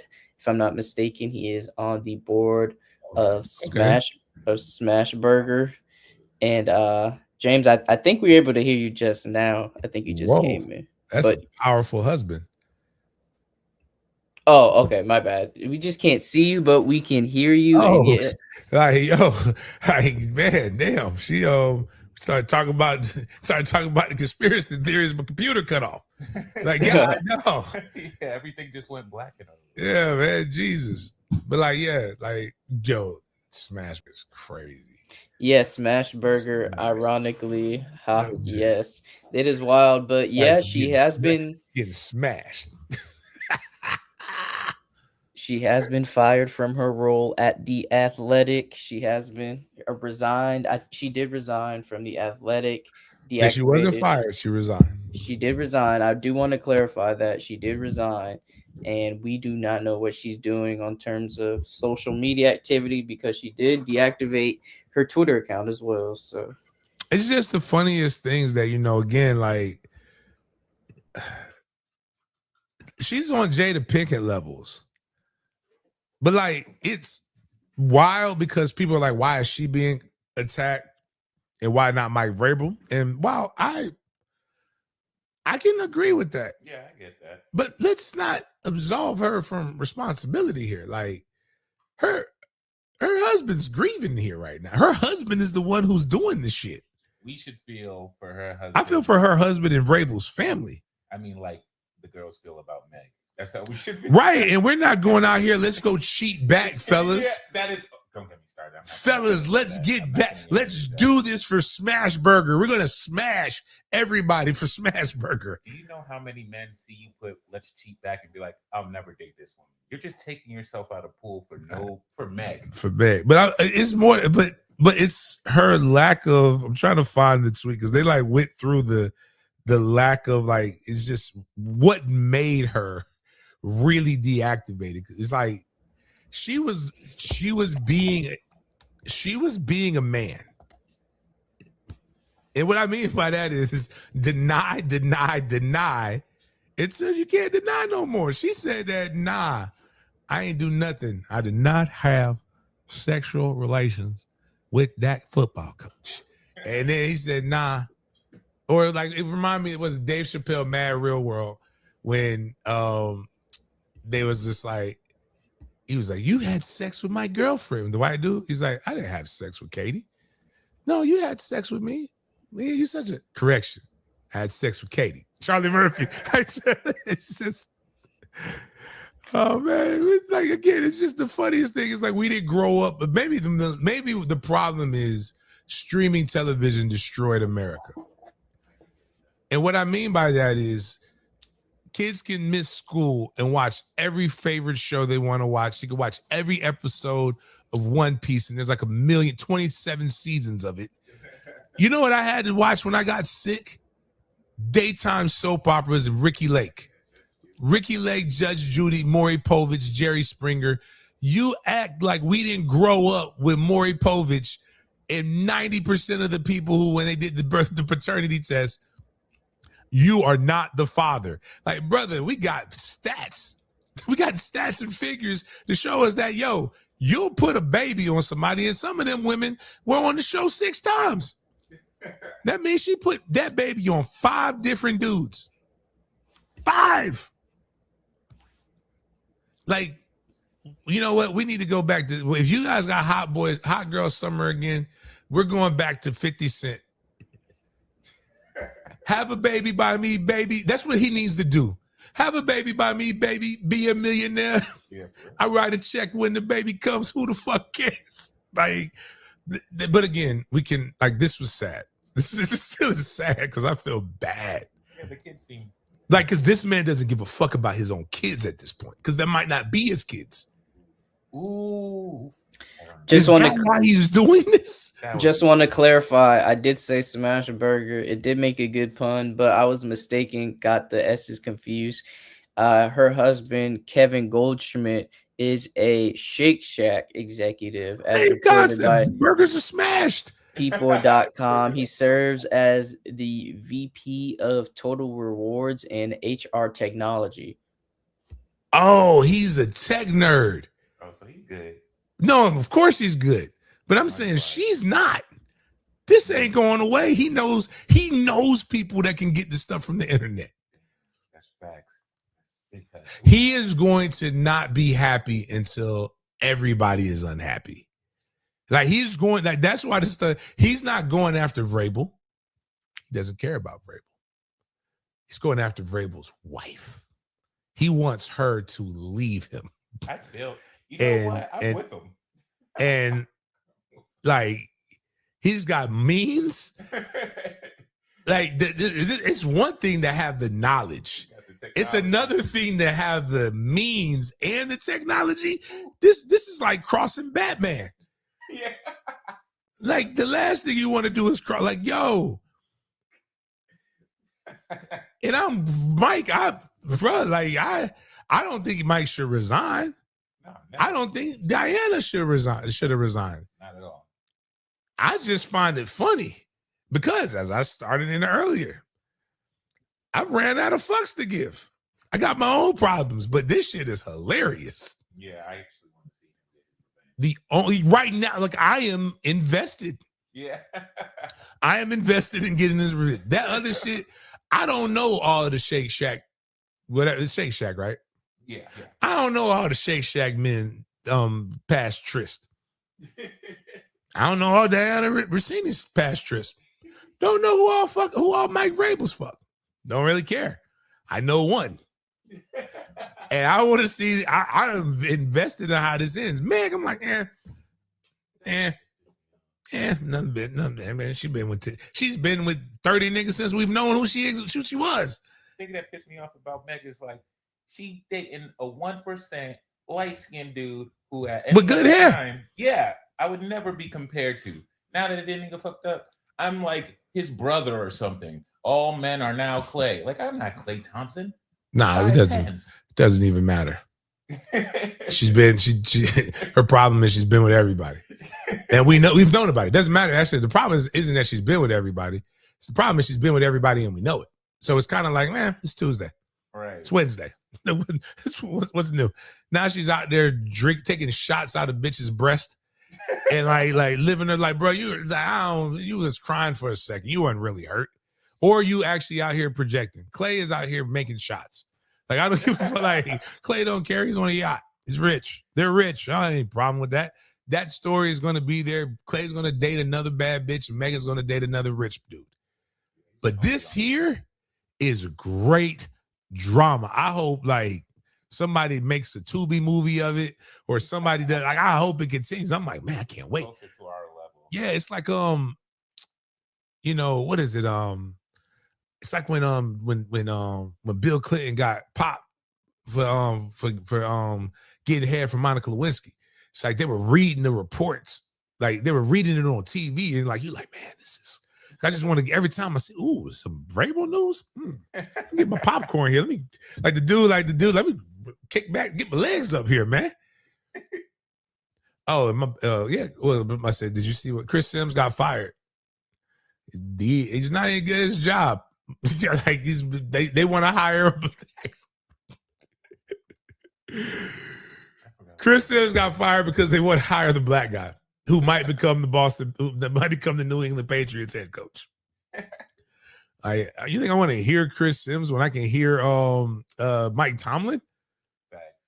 One, the voice is just better. And he's just command. Like I would play for Coach Tomlin. Even Aaron Rodgers sat along with him, which is crazy. Yeah, that's wild. Like they did everything to fire this man. They tried. That man still damn near won. That man's like shit. That's how good of a coach he is. Nobody wanted that fucking Pittsburgh Steelers roster. He had a one-leg old quarterback. Like just they brought you two of the most rambunctious wide receivers in the history of the NFL. What do we call it? You had NFL young boy. We call them the Smash Brothers. Somebody was getting their ass whooped if both of them were on the roster. But yeah, like if you tell like even like Chris Sims could get endorsed by 4 or 5 and have every white man in America loving him, and he's still getting fired over Mike Tomlin. We all love Mike Tomlin. We just, he's the epitome of mid, but he's got enough wins in his roster that he's good. But nah, that shit is I just like this. This is the I don't want it to go away because the city of Boston needs this. You know why? They fired another coach because he cheated on Nia Long. Like that's it. God damn it. I'm sorry. I gotta go on a rant. I'm tired of these black women. We lost a good black coach. Amike Nduka I don't even know if I said his name, was a good man. It's a good man. And all he did was cheat on Nia Long, and they got him out the paint. Every time a black man cheats, he gets removed out of the paint. We're tired of that story. This is the first time we are seeing a white man cheat. He is getting held accountable. I love that shit. It is great. And I want that white man to win that he got cheated on. It's got nothing to do with Vrabel. It's got everything to do with I want to see a new story. I want to see a new trope. And you know what white women are doing right now? They're not saying we're throwing away our white men. They're doing the same shit that they've been doing since we got brought over here in boats. They're cheating with us in peace. Like they're just. I'm sorry, just again, all of this is silly because they're probably not gonna fire him. But I do love that this man is not going to. This man is not going to. He is not gonna quit. We're gonna start seeing bank account statements. We're gonna see everything. Man. Oh my gosh.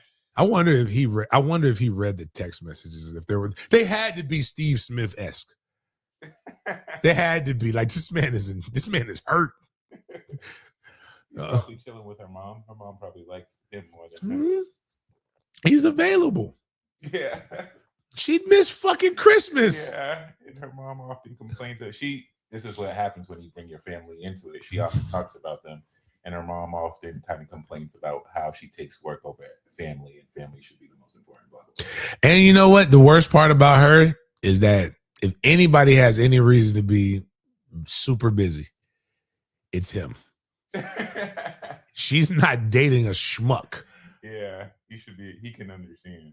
Oh man, what'd you say his name was? It was one of them. It was definitely a Hebrew last name, if I remember correctly.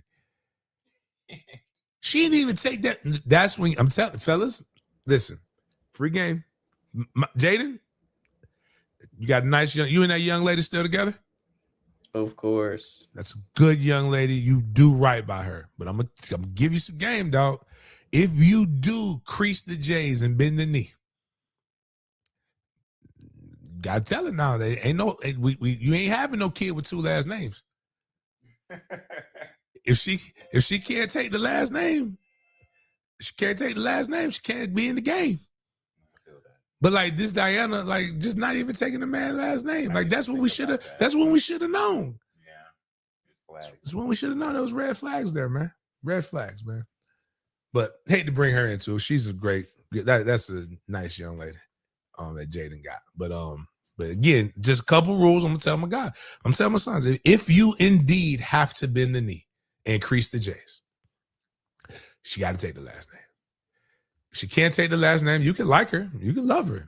Just ride it out as long as she needs to get as much time as she needs to take the last name. You let her take you give it to her.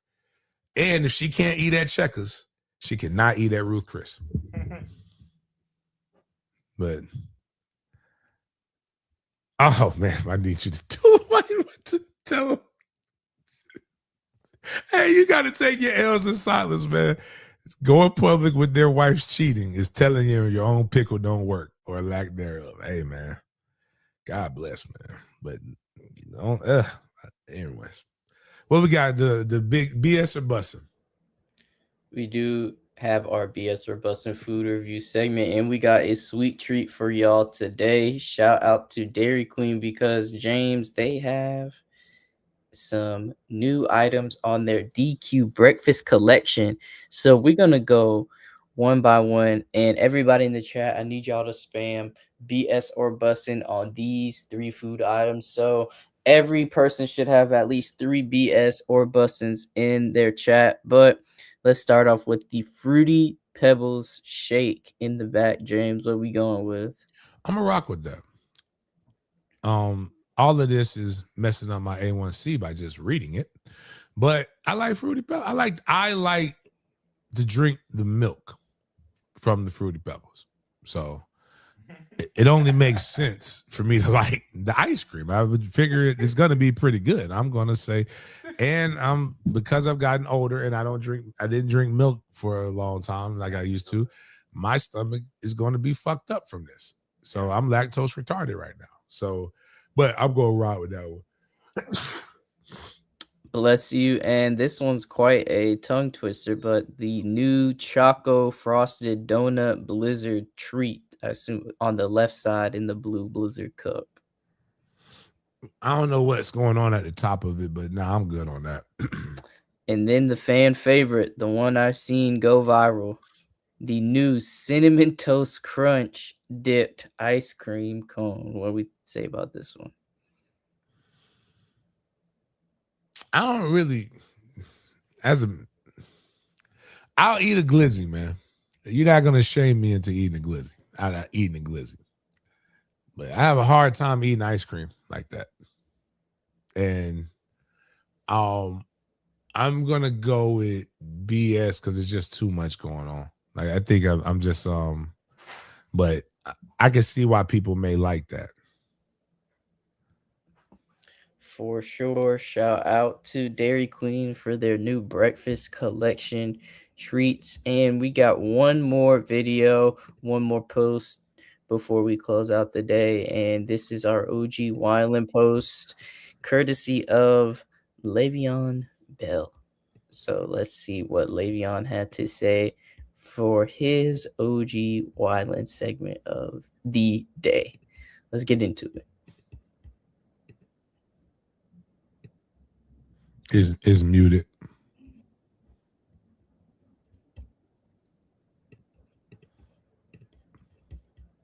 I think it's the screen. The screen is muted.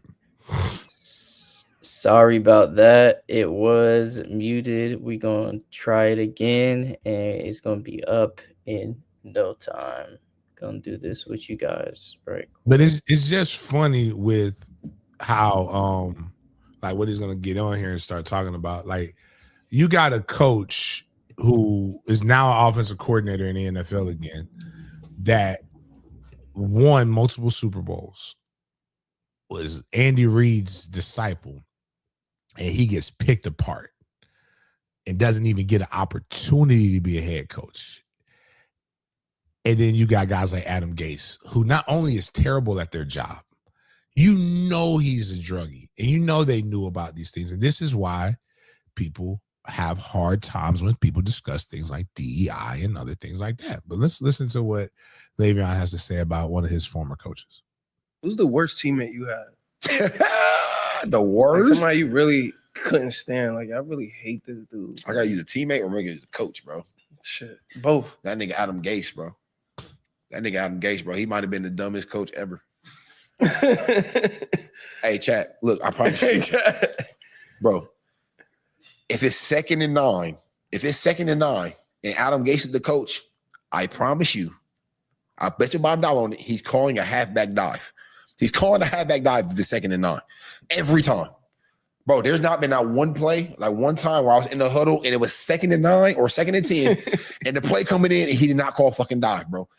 Anytime I look at that fucking yard marker at the sideline and I see the play getting ran in, bro, I don't even listen to the play. I line up, bro. I just start lining up, bro. Like, I already know the fucking play, bro. This nigga about to give me a fucking dive. Worst play in fucking football, bro. Worst coach in NFL. Worst coach ever. He should not ever, bro. He shouldn't coach Little League, bro. He was terrible. But one time, no. Look, there's no lie. There's no lie because I can't make this up. But one time we're about to play the Bengals, bro. We're about to play the Bengals. We have a Wednesday practice. Our Wednesday practice is a normal practice. Normal Wednesday practice. I get my little normal totes. We switch on, switch out. Thursday practice come. We doing a wet ball drill. So, because I guess it's supposed to be raining. It's supposed to be raining this Sunday. Yeah. So he dipping the ball into the little wet ball, whatever. And that's normal. Everybody's supposed to do that. You're supposed to practice with the wet ball. Yeah. He called me to the side like, hey, Le'Veon, come here, bro. Like, this nigga about to tell me a secret. Come here, bro. I come over. I just jog over there. Like, what's good, coach? He said, look, it's supposed to rain a lot Sunday. Like, it's supposed to come down. I said, yeah, I know. I said, I know it's gonna be a big game. He said, yeah. He said, I'm looking to throw the ball about 40 plus times. I looked at him and said, what? You gonna throw the ball 40 plus times? It's raining. It's gonna be raining. Like, the ball's gonna be wet. It's gonna be raining. He said, no. But think about it. Think about it, bro. He said, the receivers, like even you running your route, you know where you're going, but the defender don't know where they're going, bro. So they might slip and we can get a big play. Bro, he looked me right in my eyes. Just like it said that, bro. And I'm like, in my head, I just look at him because I'm not trying, at this time, bro, this is 2019. I'm not trying to cause no ruckus in the media. Yeah. I'm not saying shit. I listened to what that nigga said to me, bro, right there. And I held that shit in. Bro, I held that shit in, bro. That's what's causing me to stress, bro. That nigga said, bro, that nigga straight up told me, bro. No, that nigga told me, he looked me right in my eyes. It's like, yeah, we about to throw the ball 40 plus times because it's about to rain all game. Like, bro, how much sense that make, bro? That's backwards. It's like, bro, we supposed to be running the ball. Like hand the ball. That's how we gonna get yards, bro. When we go out there, bro, look at the stats, bro. If y'all anybody want to look up the stats, bro, we throw that bitch 40 plus times and lost. We lost to the Bengals, by the way. We lost to the Bengals, and the Bengals was dead last in rushing at this game. They were dead last in the league, ranked 32nd, bro. And I got the ball like 4 times that game, bro, because we wanted to pass 40 plus times, and we lost. The Bengals ain't win the game all year either. That was their first win. Wow. What else you gotta let out, man? Go ahead, bro. This is a therapy session. Fuck it. Nah, but shit be be built up. Bro. That's what I'm saying. But like, what else, man? Just go. Like, we gonna call this the Le'Veon rant. I'm gonna give you a minute to just vent about that nigga. Adam Gase terrible, bro. Adam Gase terrible, bro. I'm trying to think, but we like, cause you move fast forward to that shit, bro. I don't even know if I want to say that because he did a lot of shit in that office that coaches ain't supposed to be doing, but that's why he ain't no coach. But he should never even be in the fucking. Hold on, what he was doing in the office? Bro, y'all know that, bro. Y'all know that white girl. Yeah, get the fuck. I told everybody that in his opening press conference, he was on that book. He was on Denver. He was down in Miami on that Colombian cocoa, and then went up to and took it up to New York with him. But nah, that's wild, bro. That's wild. That's the OG Wilder segment right there, man. Guys just talking, just like Le'Veon is also crazy. So like he tried failed rap career, also just goes on, says the most random shit on the internets, but definitely.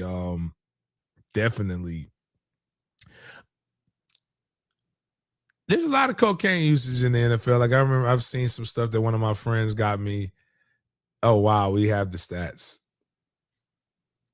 With Sam Darnold, he threw it 48 times. He got sacked. Damn, QBR 21. He ran the ball 10 times. They ran the ball 17 times. Wow. I love when the stories are true. That's wild. That's wild. Hey.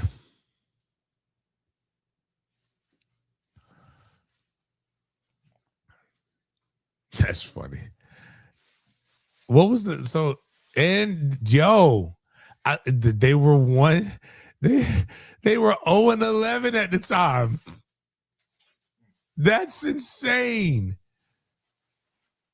But again, it's like in the chat. All right, anybody listen? Can we? This is okay. You may not believe that stuff doesn't exist, right? But can you at least admit like this is kind of why people believe the way they believe? You may think that the world is truly equal and things are level and we don't have, but like this is why people believe the way they believe. And that's a crackhead statement. Because it's going to be raining and our quarterback, we throw it more because they're not going to know what's going on. Like, no. You can't, the ball gets slick. And you don't have man, this is wild because how you talking about it. You don't have a lot of treated balls. Because the NFL, like, they'll switch them out. I mean, you can have them the way you want to, but remember Tom Brady with PSI and the deflated balls and stuff like that? It's like you don't have, like, it's not like college where you get to work your balls the way you want to work your balls. But, like, that's crackhead logic. But, but there's a lot, like, there's a guy who, like I said, I saw the last Dolphins head coach drink and have a wall hold him up for him to talk about, he dealt with alcoholism. It's a lot of shit that goes on, man. The NFL is a wild place. The Shield is wild. But again, there's a lot of reasons why people believe the way they believe. But sometimes opportunity is not as equal as we all want to believe because it probably would look a lot different if it did. So that was the OG Wilden segment, and that's wild. Any last words to say to the fans on this Hump Day episode of Big Games BS?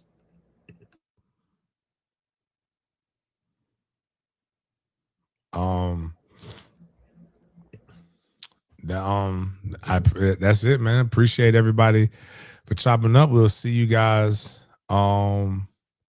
See you guys on Friday. Appreciate you for chopping up with me. We'll see you next time.